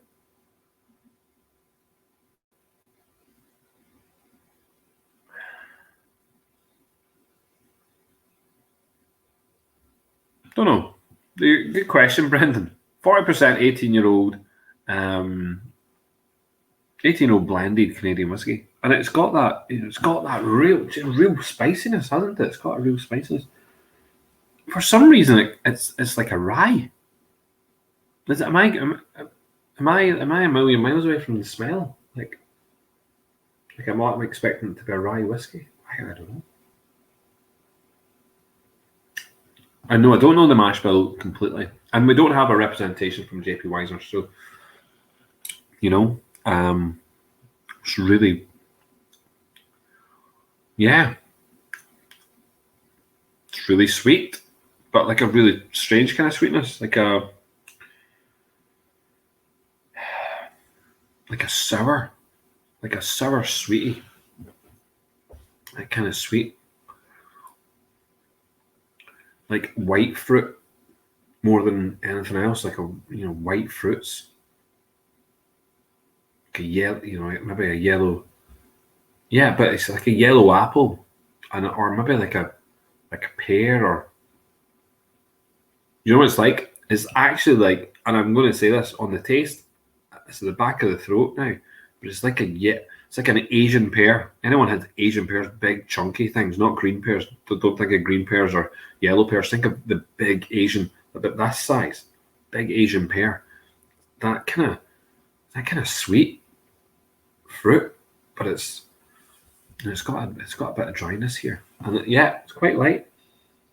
The smell though is it must be rye, and it's kind of got like a petrolly kind of smell on it.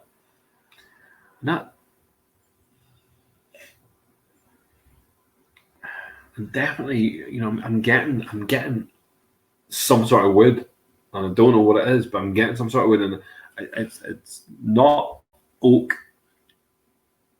We're not using oak. Well, we are using oak, but it's not like an oak smell. It's not like I'm not getting anything there from like an American, wood. I'm not getting actually anything from. Yeah, I don't think there's much usage of different casks in here. Whatever it is, it's the one cask, and it's not been really. What's that, Brendan? This JP Weiser years contains no rye and has a mash bill of mostly corn. Okay, so I said rye. Okay, do you know what it was? So it's the corn. So it's a high percentage of corn in the blend, right?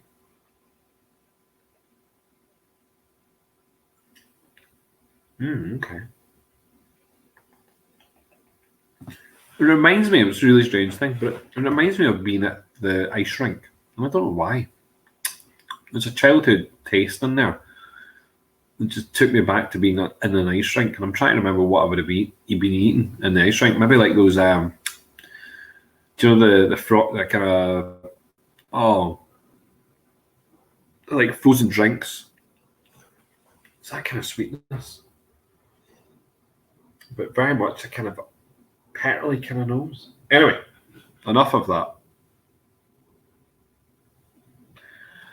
Yes, Adam, I would totally agree with you on that. And actually, slightly annoyed by that. I actually thought it was going to be really thick and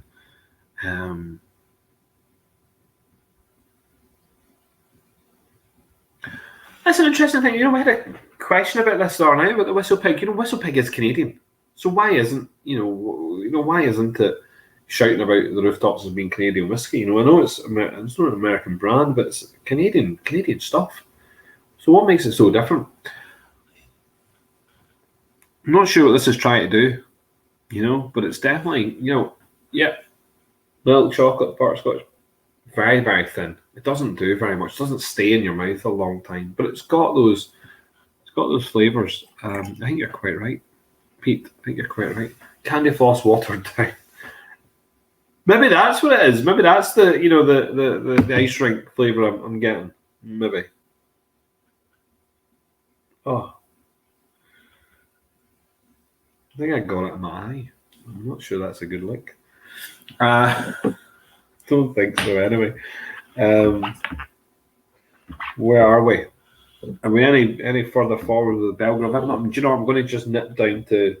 Just going to nip down to South Africa here. We're going to go from Canada all the way to South Africa. So we're going to go with number 8. I'm kind of just walking backwards. I know. Sorry, Pete. Fuck. Better than some bourbons, is that right, Brandon? I'm gonna be honest with my score here. I'm just gonna be very honest. Okay, so I'm gonna move on to Baines. So it's the B, number 8, Baines. This is South African.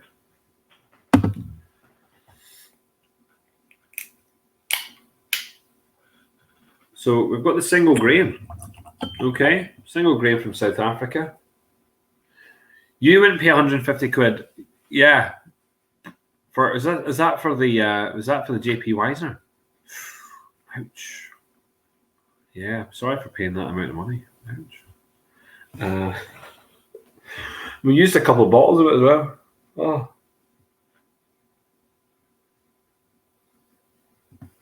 Anyway.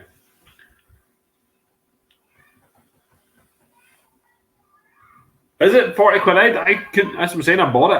I couldn't tell you the price. He said £150. I couldn't tell. Is it? If it's 150 quid, I'm surprised I paid £150 for a bottle of something. But £40. Peter, we'll come to you after this. We'll do the Baines. Okay, so Baines single grain. So most of this stuff is single malts, potentially a couple of blends. But we've got single grain. There's no harm in having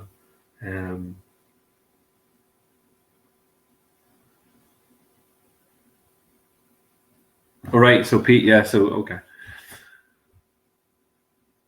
People still okay, we're getting the fact that people won't buy it. It's all right. We're not expecting people to part of the festival. We don't expect to go and buy anything. In fact, the reason why we've sent it to you is so you've got a taste of it, and if you like it, keep it. And if you need to go and buy a bottle, well, that's up to you,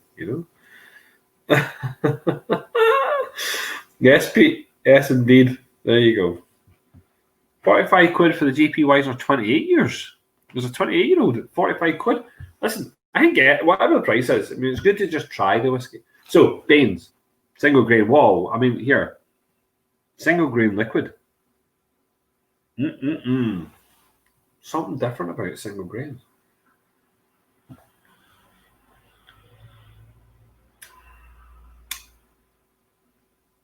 there's a sweetness and a dryness all at once, right at the same time. Really sweet, really dry. Sweet and dry, sweet and dry. And yet it dries, but then it kind of just lingers a little bit. Actually still in the mouth. Still part of what I'm tasting.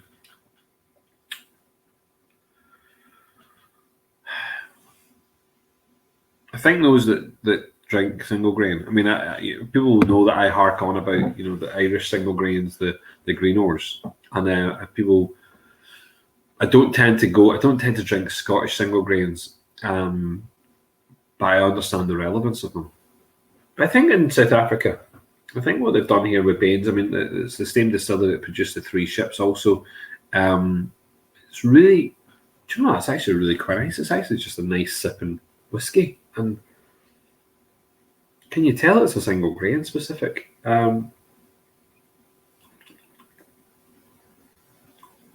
Yeah, I like that. That's got like a really nice taste, like a nice finish, because it dries out, and then it just lingers. It's not like bouncy fruits or spices or anything. It's a soft spice. It's a very, very, very, very slight hint of like a kind of, do you know, like sugar strands or something in there. Yeah, 40% South African single grain is what we're on. Well done. Cheers, Robert, just for reminding Brendan. The alcohol, 40%, it just does. I mean, it's not like overpowering. Like it's just right. For me anyway. Again, it's not overly pricey. It's something you get hands on, but I'm actually quite intrigued what people's thoughts are on the taste. But I get that sugar, like, like if you go into a really nice restaurant and they make really, really, really nice desserts, so they put this little crisp on top, which is just the sugar. It's that. Yeah, creamy custard. Yeah, light, but really, really nice. It really is. I was actually surprised because I think I'd had one of the single grains previously from Baines, and I was a wee bit like, sorry, Ian, I'm not that posh. It's just that's that type of place where they put an effort in their desserts. There's not any depth at all. There's no depth. I'm telling you, no depth. I mean, it's nearly linear. It comes in with a really nice felt. Yeah, Pete. Potentially banana. Well, how are we, Whiskey Jason? How are things? Keeping well? Whiskey Jason, we'll have to get you on for a wee chat in a wee while, and we'll do that because it'd be good to have a wee face to face. But yeah, that's actually quite nice. How many years is this Is this whiskey? I think I need to do a bit of research, but it'll be young. I mean, it'll be young enough. I would say. I'm going to take a guess here. A 4 or 5 year old. Potentially. I don't know. Should we check? It used to have a statement on it. It used to be an age statement. I'm not sure. Should we just check? I think we should just check that. So it's Baines single grain. How old? Because we could do that. I mean, we've got the technology in front of us to go online and find that out.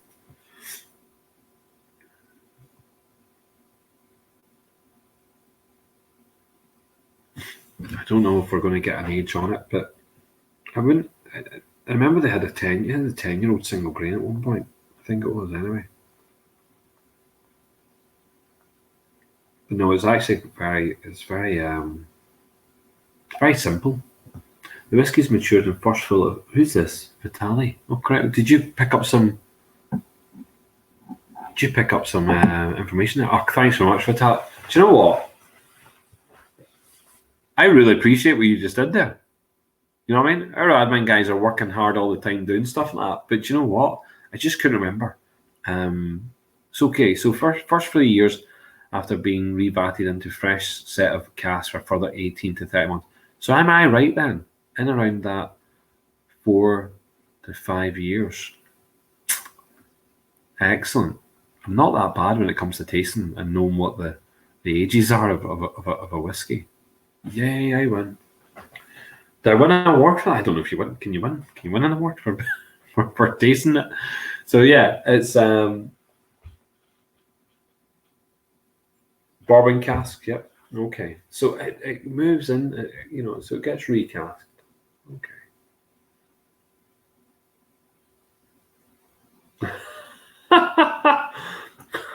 Brendan. Yeah, it's cheap enough, isn't it? Cheap enough, is that right, Pete? Is that what you're thinking? 26 quid cheap? It's really, really, really nice. But linear. It's not going crazy. It's not bursting, punching. It's not doing all that. It's just such an easy drink. I really like the fact that you guys have pulled up some information for me. I just feel like this. Pete loves a bargain. Pete loves a bargain. Do you know what? That's it. Pete loves a bargain. Absolutely brilliant. The recasking maybe just gives it that little hint, that spice potentially at the very start. But no, I do like that. Yeah, no, that's good.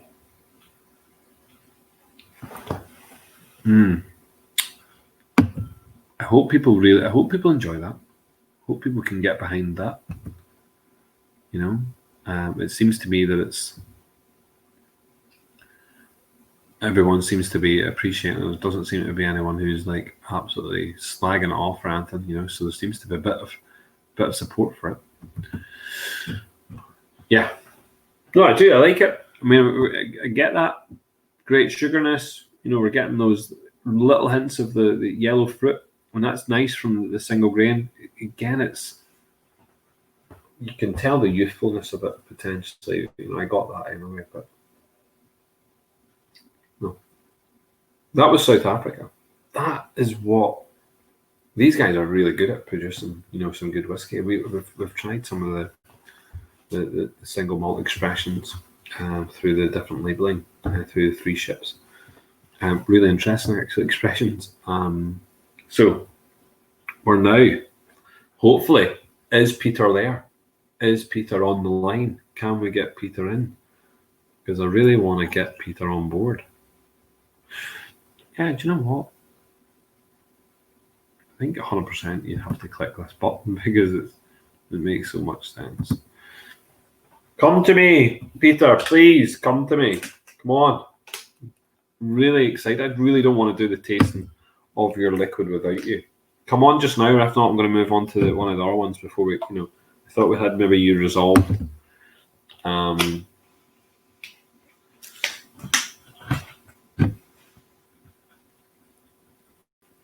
Hopefully.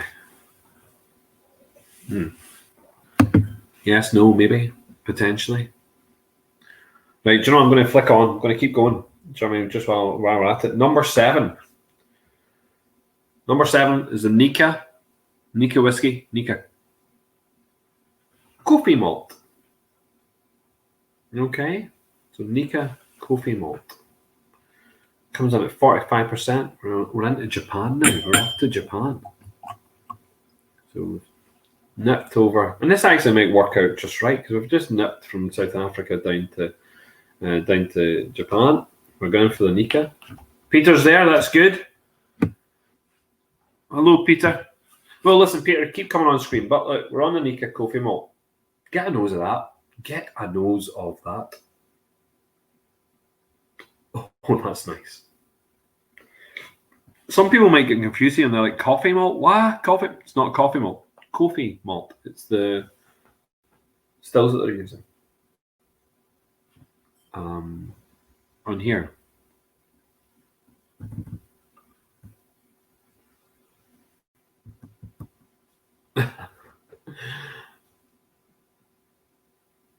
Oh, here, the spirits of the world. Do me a favor. Can you phone me?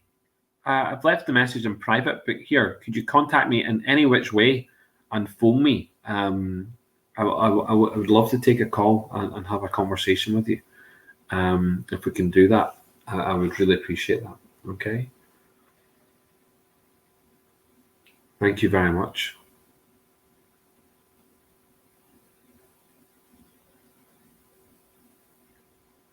I'm sure Peter does know, but he's not there. I can't see his face, so his camera's not working, obviously, just yet. So, but I just want to crack on because I really am appreciating the Nika here. 45%.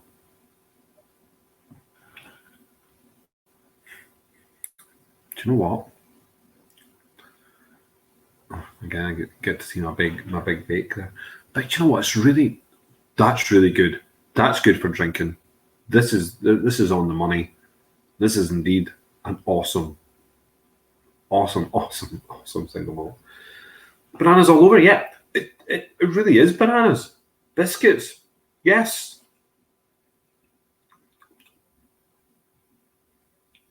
Custard creams.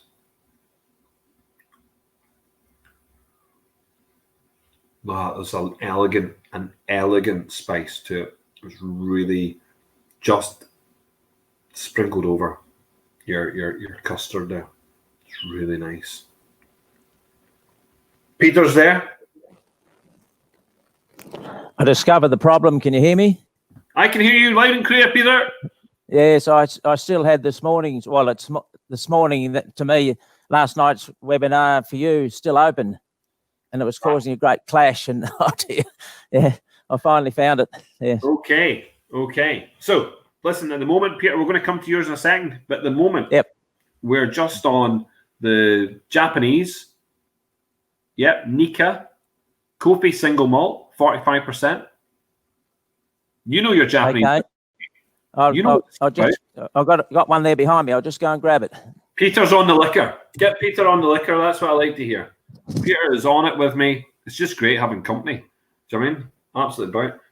This is better than the last two. Is that what people are saying? Are you allowed to say that? I don't know if you can make direct comparisons across the world. But yeah. I don't think Peter's had any sleep at all. Is that what you're asking? Because he has been up all day. He's been working hard. Peter. Yes. This is good. This is good stuff. This is a good drop. Yeah, so this is actually a Nika from the barrel, so it's not actually the one you've got there. Oh, come on. It'll do. I don't have the tasting kit. We're on the coffee malt. But yeah, he has a show off, isn't he? He's always got something. Look at the bottles behind him. He's got bottles. The man has liquor. Adam. Good question. Good question, Adam. Here. Really do like that. I'm impressed. Let's see something. Oh, hold on. Yes, Clemence. 2 seconds, Peter. Stay there. Can one of my admins, Clemence, would like to come on. So Clemence actually represents Nika, which is great. And if we can actually have Clemence come in, Clemence, on the right-hand side, on the top of your screen, you will see a microphone and a camera symbol. If you click on the camera symbol, it should bring you into this chat. We've allowed all mics and cameras to be open, I think. Or do we close them? If we've closed them, we're going to give you permissions. That's Clemence. Okay, so if someone can find Clemence and bring Clemence in, that would be absolutely brilliant. Yeah. One of my admins, could you do that? Here we go. Oh, my Lord. So, Peter, at the moment, we're just going to be talking to Clemence. This is important. Hello, Clemence. Thank you so much. Do you know what? Apologies. I wasn't sure if you were in the room. I wasn't sure if you were here. Thank you for letting me join you. Yes. Yeah. Clemence, Yes, yeah. do me a favor. I'm actually on you. Do me a favor. Talk to me a little bit about the coffee malt. You talk to me about the coffee malt. I want to hear you.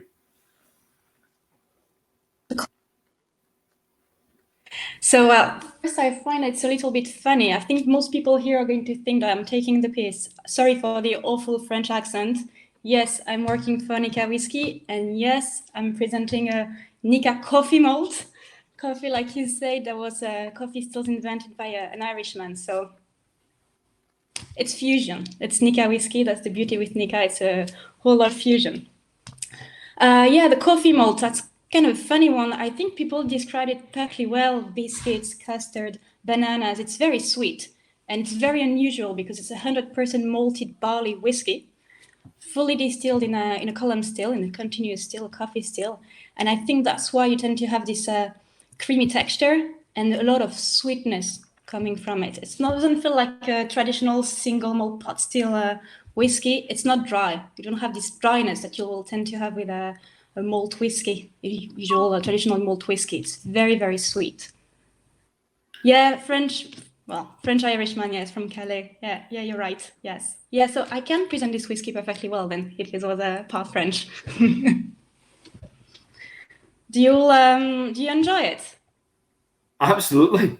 I absolutely love it. You know what? And I've had it before, so this I is think probably there's a one of little the bit ones. of a delay in the videos. It's okay. Yes, there is a slight delay, but you know, I'll just do that when I've finished. But Yeah. I just think what I'm saying about this is I've had it before, so I'm kind of sneaky on this one. I really like it. That's why I put it in the box. It's simple enough for me to pick a good Nika.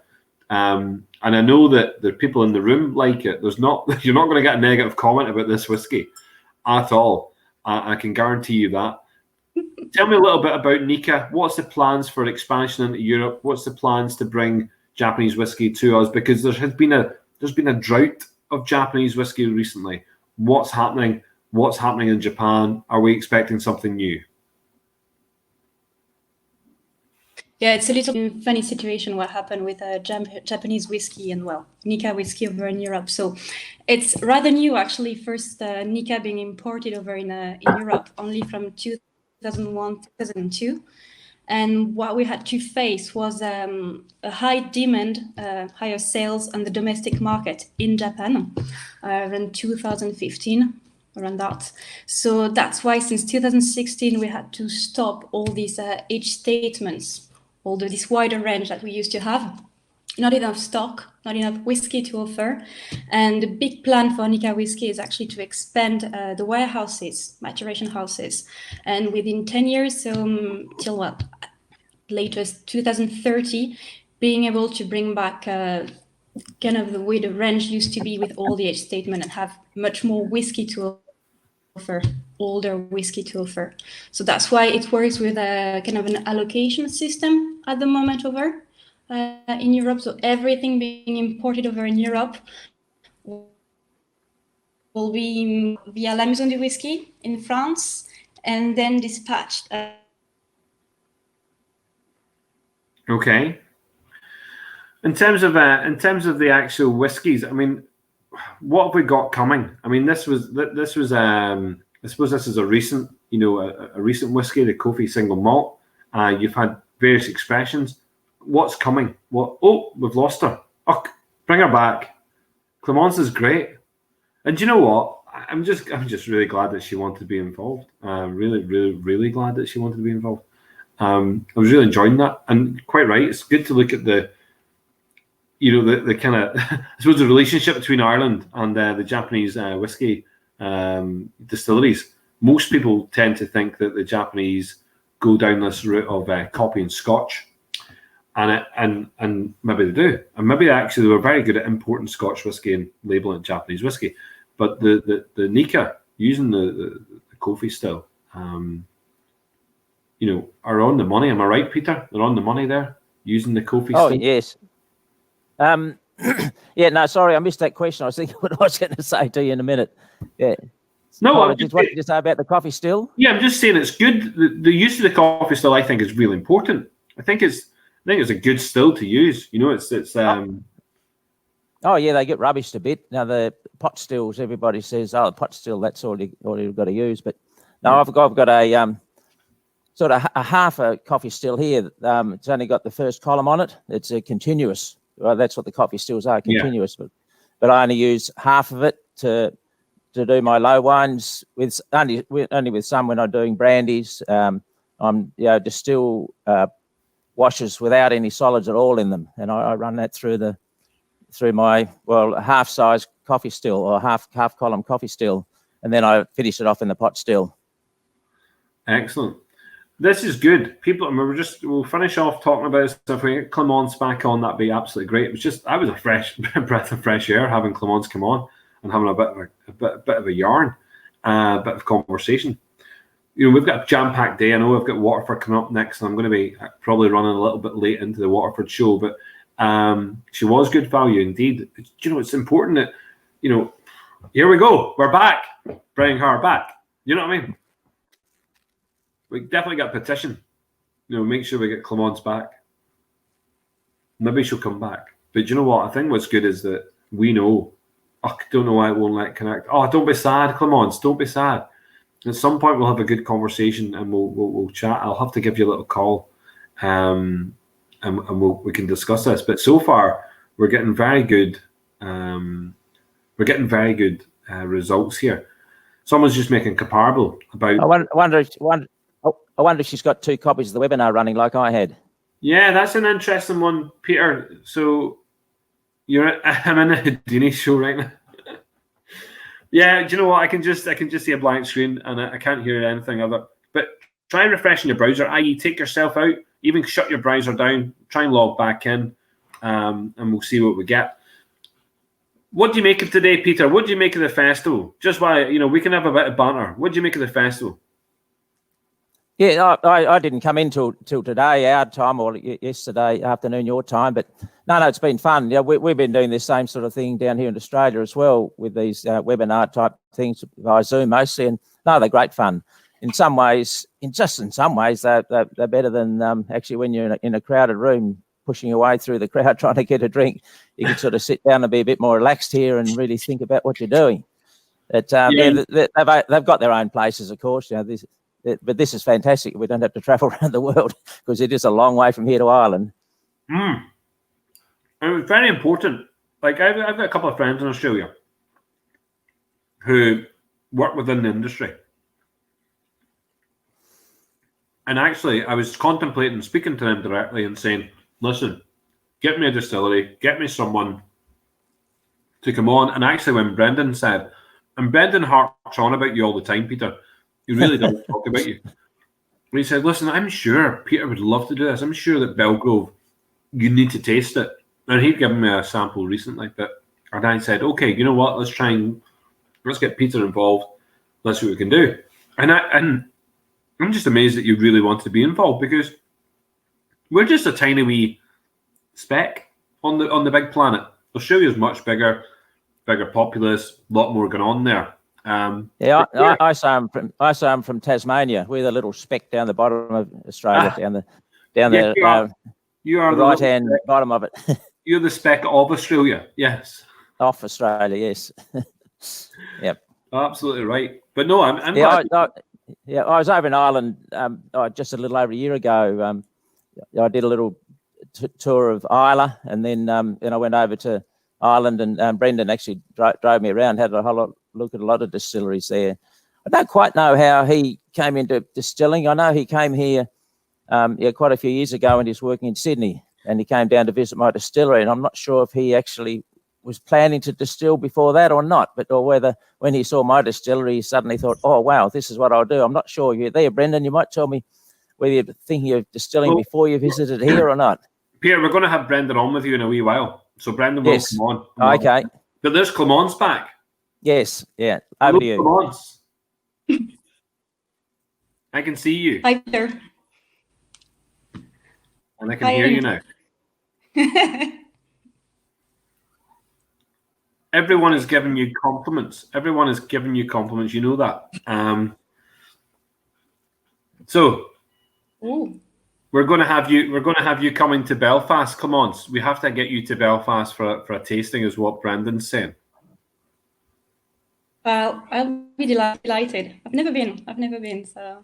Really? I'd be delighted. We'll get you to Belfast. Come on. It's just one of those places. I've been to France. Never, you must come to Belfast.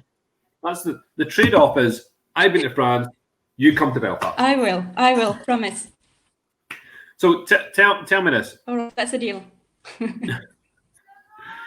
What's the difference? Because people want to know, what is the difference between the the single grain coffee, single grain, and the single malt, what's going on there? And also, in terms of going out to the shop and purchasing this kind of stuff, what's the difference between this and the Nika from the barrel? What's the difference here?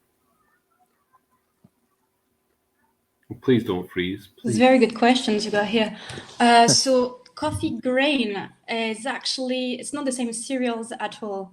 Nika coffee grain is actually almost, it's over 95% of corn, a little bit of malted barley that we just use for the enzymes, for the fermentation. This one, coffee malt, 100% malted barley.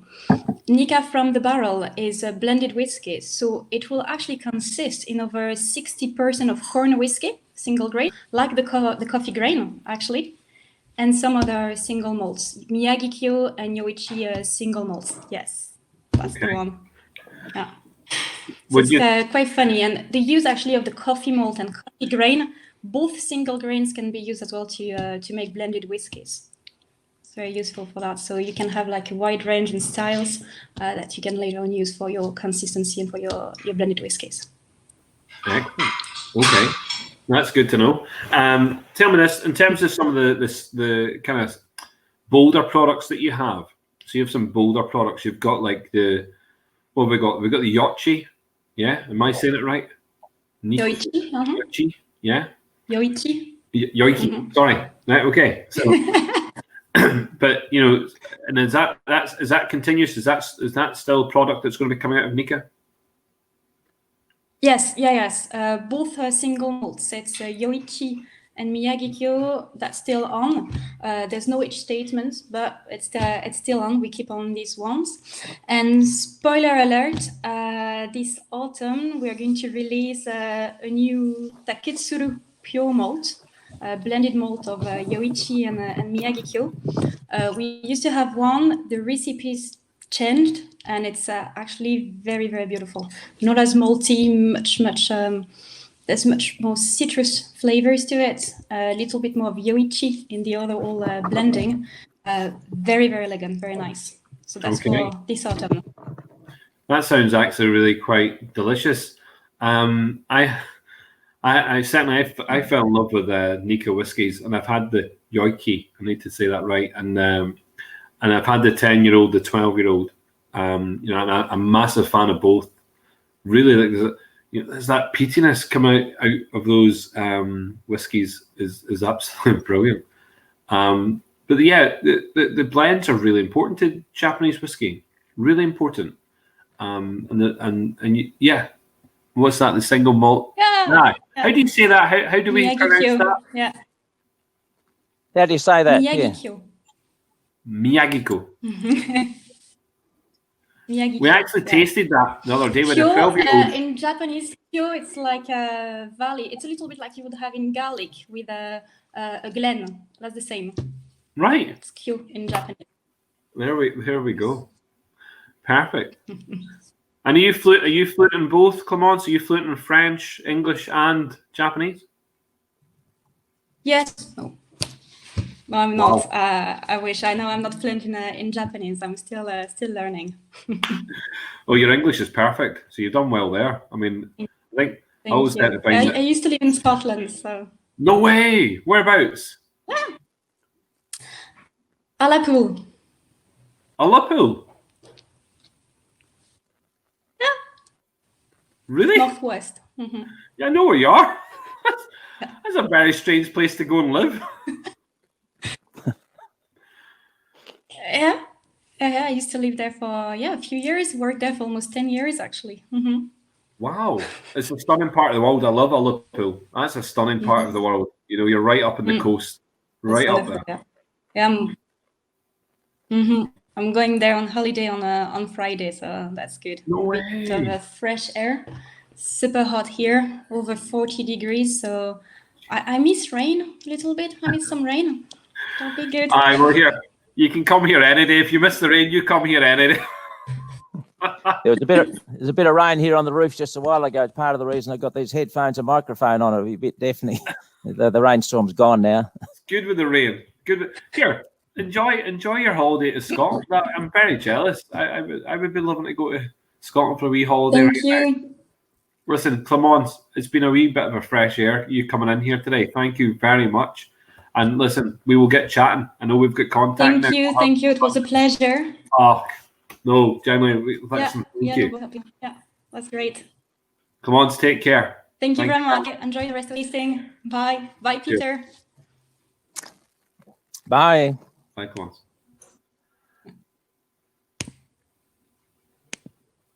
Right, here we are.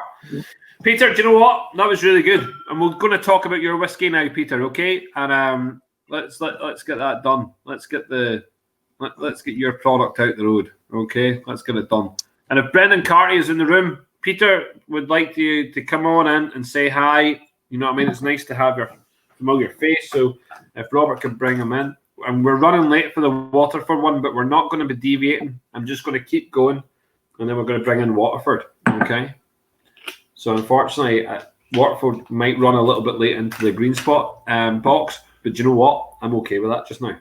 This is important.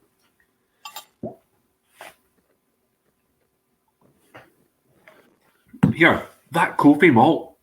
Banana. There's definitely banana. Okay, so it's bottle number 5 in the pack. We're going bottle number 5. Okay, here we go. Peter, tell me about this liquid. Go. Yeah, okay, oat whiskey, and I thought that Irish whiskey used to be made with oats, way back, and I think people are starting to make it there a bit again now. I thought that's what might be interested. I think when someone got in contact with me about this, it was about my rye, and I thought, no, right, oat whiskey might be a little bit more interesting for you. So this with my distillery, I grow all the grains here on the farm.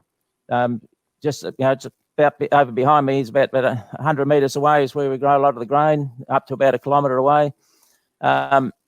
This is oats mainly. It is roughly 70% oats, and there's other minor grains. There's wheat, barley, and rye in there as well. Sometimes it's barley for the malt, and sometimes it's rye for the malt. But the rest of it's unmalted. It's I guess you call it a 4-grain whiskey. It's we were talking there, or we were listening there a little while ago with Patrick from Millstones and the Dutch guy, and he said about long fermentation. He used up to a week. Some of our fermentations here last for occasionally one's 4 weeks. The shortest ones will be about a week. This time of year, it's winter time here now, just starting to get a little bit of hint of springtime weather. But yeah, we're all at least 3 weeks while they're fermenting. We don't have any temperature control. So in the summertime, they run a little bit faster than they do in the winter. But so this has been aged in an ex-malt whiskey barrel. We find our whiskies here in Tasmania, especially, they mature really, really quickly. So people ask for age, how old things are. I'm a bit embarrassed to say because they can get over woody in 4 or 5 years. Peter, sorry, just what type of barrel? Malt whiskey. Tassie malt whiskey barrel.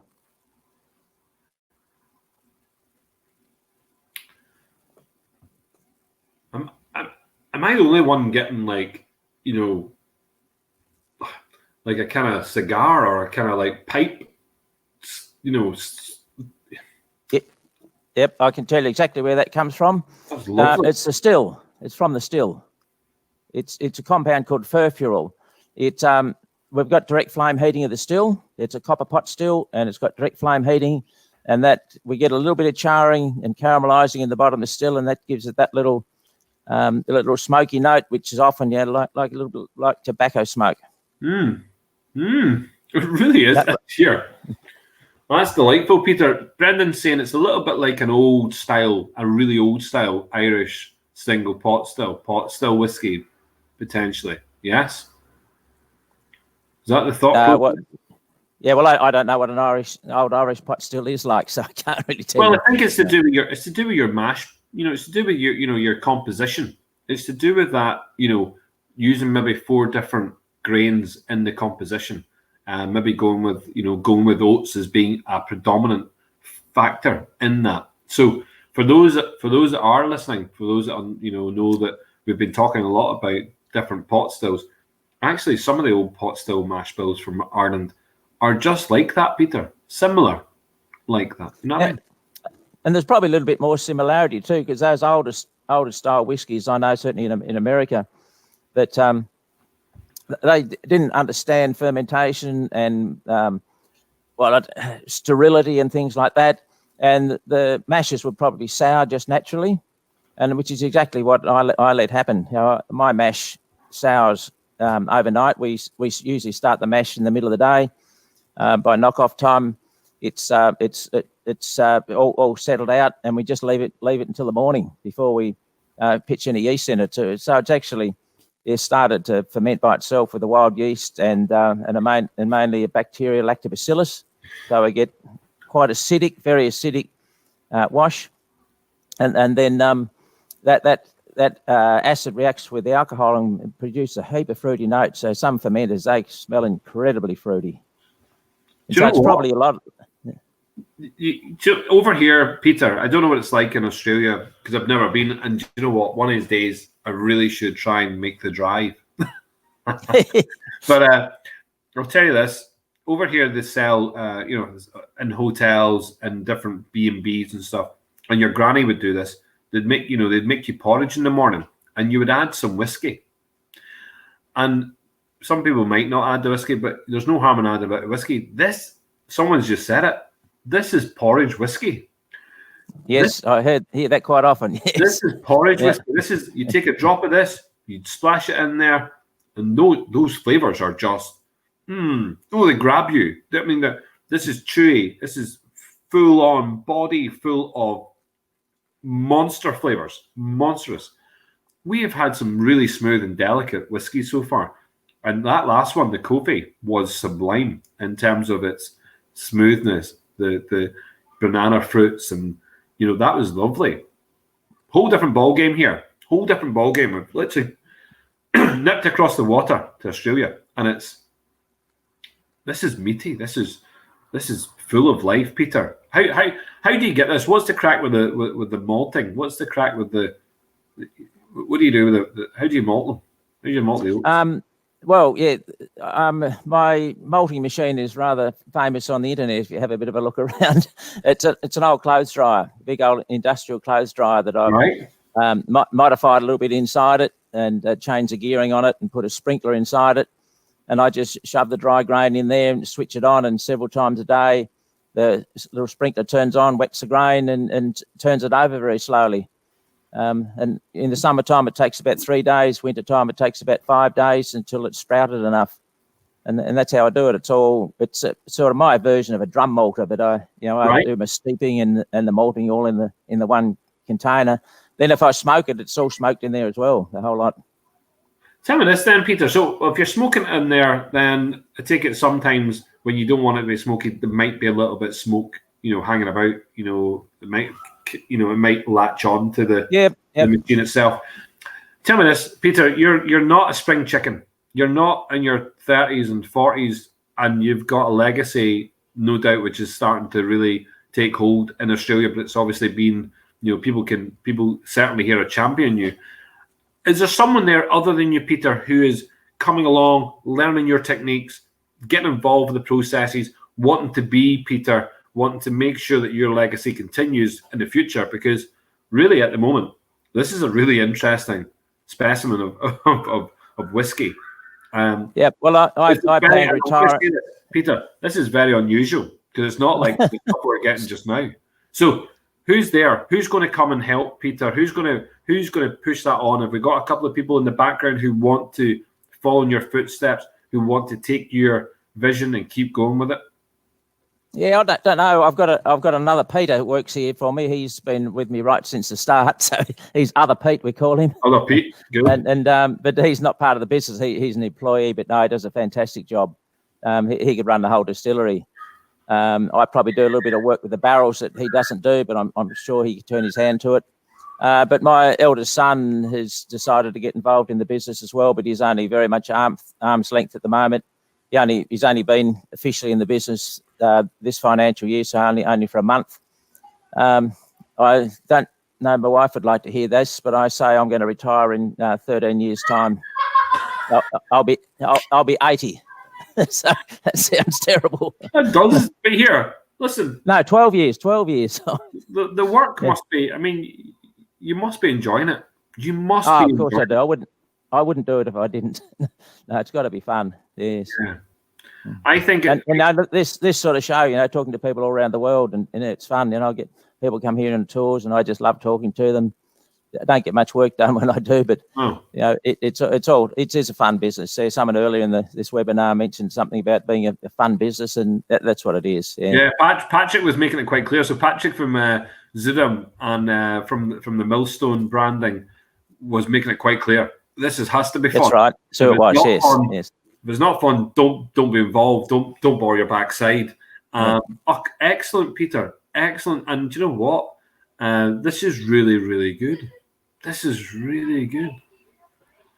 And I know Brendan has been harping on about it, but so different. This is just so different. It's not like it's not the stuff we're drinking just now.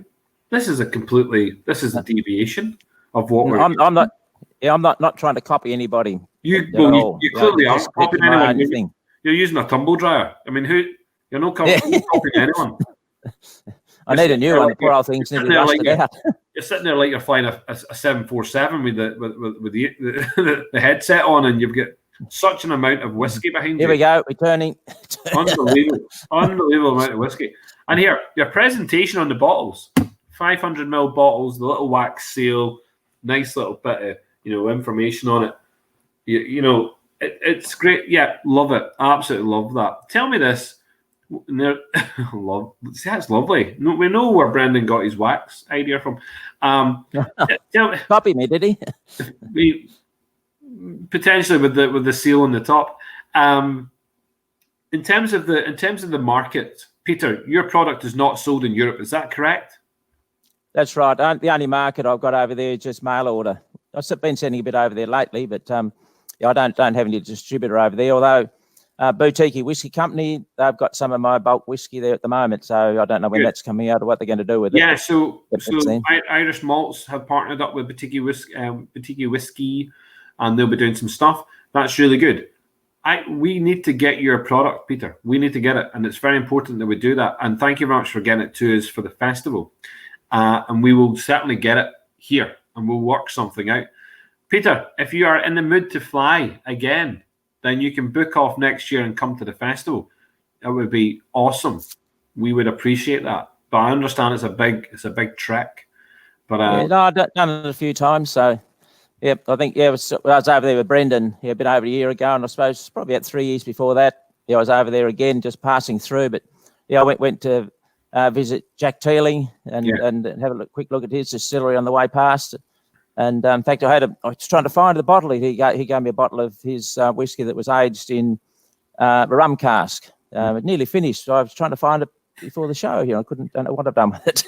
Was it one of the age state ones? There was a 26. Was it a 26-year-old rum cask one? There was a 15-year-old rum cask, and was it 16-year-old rum cask? Look, I don't recall. I've got that many bottles of whiskey. But nice. I can't remember them all. But nice. Actually, a question came in here. Can we purchase one of your casks for our club? That'd be an interesting query. Because I tell you what, if we could get it from A to B, we would do that. You know what I mean? Yeah, well, that's sort of what the boutique guys do. Boutique is done, yes. Yeah, I think we should do that, Peter. I think if that's possible, we will look into that. Even if it's for next year for a festival bottling, we'll maybe do that. That could be awesome. I would actually. Yeah, I've got a fair bit of oat whiskey coming along. I only started originally, many years ago, trying an oat whiskey because I don't use the traditional lauter like the breweries and the Scottish and the Irish do. They mostly lauter there, through a filter screen, and that just doesn't work with rye at all. It's terrible. Rye is a rotten, sticky stuff to work with, and I was just having a bit of experiment one day, and I thought, I wonder if I grist some oats and put in there as well, and might make it lauter a bit quicker. I thought, damn it, I'll put 70% oats and chuck a bit of other things in, and it didn't lauter any better than rye. So I only had a little cask. But then when it matured, I thought, gee, wow, that's good. So many people said it's like porridge and creme brulee. That was pretty typical notes for it. And And so I did another cask, and that turned out really well as well. So yeah, a couple of years ago, we got stuck into it and did quite a few months of just oak whiskies. No, And I really quite a few of those already, I reckon. Listen, I tell you what, it's genuinely been a blast, Peter. And I know that you came on and you managed to barge your way in with the Buffalo Trace guys last night, and you had it, and it was a bit of fun. But Peter, I've really enjoyed this. Thank you very much. I hope you get good feedback from this. Yeah, Thanks very much. Just a little thing here. I thought I'll just show you this. See this bartender book. Yeah, those it's on those whiskey rocks, whiskey stones. Yeah, all chill and no melt.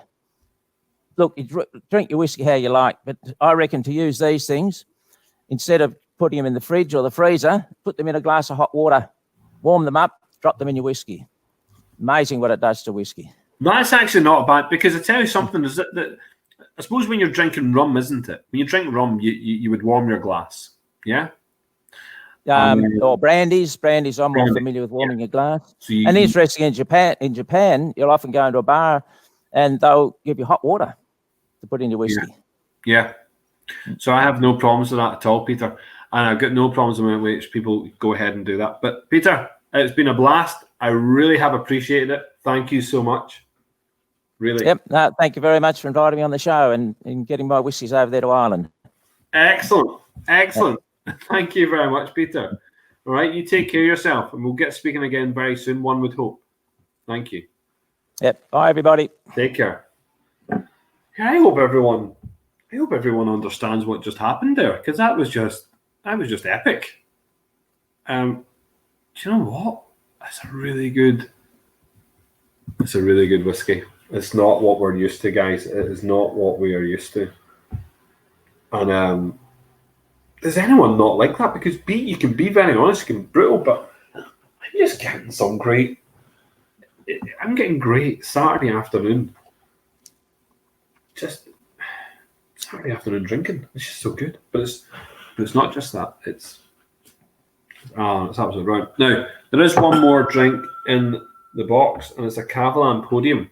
And my question is, do I crack on with this or go straight into Waterford? I'm just thinking we should just get it done. Get it out the road. People can, make what they think of it. So, number 6, Cavalan Podium. Let's crack it open. Let's get it going. Okay? Cavalan are just one of those great companies. They produce some great whiskey. So, in a slightly different order, okay, because we've kind of moved around the board a little bit. Okay? Let's try this. Let's try it. Okay. And here, I'm hoping people really enjoyed that. I hope that people really enjoyed it. I know there's people on here waiting to come in for the Waterford tasting. And listen, you're probably thinking, these guys are mental. We're drinking whiskey from all over the world, and that's what we're doing. But it's important to finish this off. We waited about, had a couple of technical issues. I suppose, that's the reason why we're running a little bit late.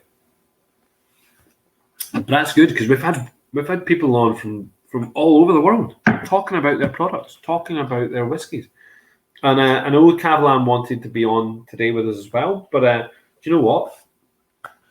We will be doing some work with Cavalan over the next year, and we're going to make sure that they're heavily involved in the festival for next year. So a little bit late, it is a little bit late, and do you know what? We'll sort that out. And I must apologise for Waterford, because they are being very patient just now. So yes, here we go. I know certain so are all the festival goers. So this is the podium. This is at the moment. It's the kind of midway kind of point in the range. First time you've ever done a whiskey tasting, Seamus? That's really good, Seamus. Seamus, where are you from?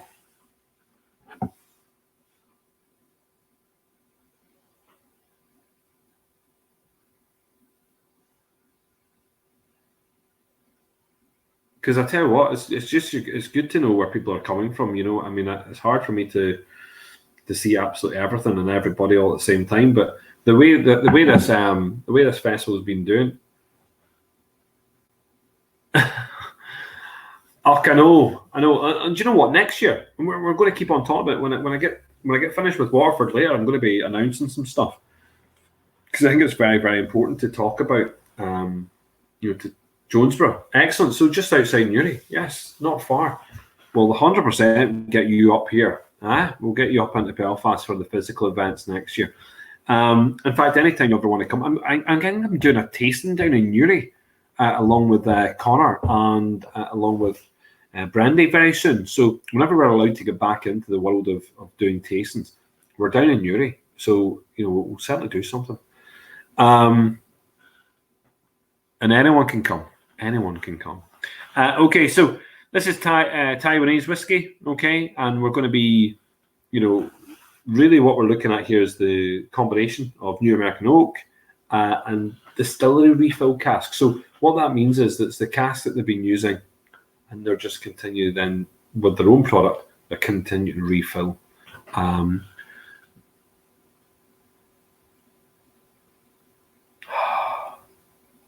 No, that's really good, isn't it?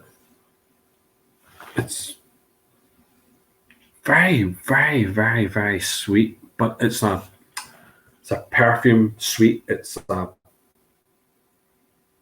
lot of actually like a cologne in here. I like that. Lots of red sweeties, it's kind of laces, strawberry laces, the strawberry, strawberry jellies. Cherries, the cherries with the sweeties with the cherry and the. Yeah, I like that. That's what that is. That's childhood sweets that you would definitely be accustomed to. Those red sweets that you would get, the chewy ones, like big jelly sweets. Okay. I was expecting more of that strawberry sweet to come through, but it's not. It's honey. It's really sweet honey, and actually an actual thick honey. So it's got a consistency, quite a thick consistency, and it's got a really nice ripe fruit, like a green fruit in here as well. So it's like a green, kind of crisp, ripe fruit. No, I do like that. That's actually quite nice. Again, you've got to delve back in, but every time you take that taste, you want to go back to the nose because you're getting different tastes. I don't know if people are getting this, but this is a little bit like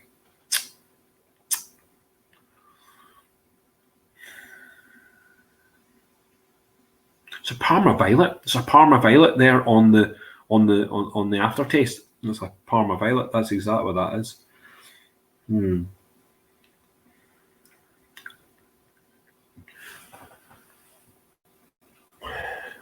actually quite intrigued because it's not like it's their mid-range, so it's not like the really expensive stuff that you can buy out there from Kavalan.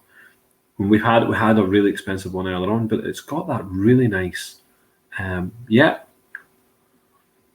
it's got that really nice kind of rounded, kind of roasted flavour on it. It's got a roasted flavour. It's got the crisp kind of green fruit. I'm trying to find it hard to pinpoint the exact fruit that it is, Parma Violet's 100%. Definitely. Do you know what? For the last one around the world, it's actually not bad. And it could have been, we're hit and miss. We've got nine whiskies. I haven't had this one before. There's a lot I haven't had before in here. I was doing it blind with yourselves. Apologies it's taken for so long to get through it. Hopefully you've enjoyed it. Hopefully it's been good fun. But Kavalan have been, that's nice. And again, youngish distillery. Not something that we're overly familiar with. And you'd have to go looking for Kavalan whiskies. It's not like readily available, but I mean, they are now. Yeah, I like that. I do indeed like that. Super. Okay. And I would be. Certainly, if it's the right kind of money, no bother. Listen, thank you very much for everybody who stayed the course for us, you know, and everybody who's also been very patient coming into the next one. I hope you enjoyed the Round the World, the introduction to World Whiskies. I hope that was fun. I hope we brought some really interesting whiskies to people to taste.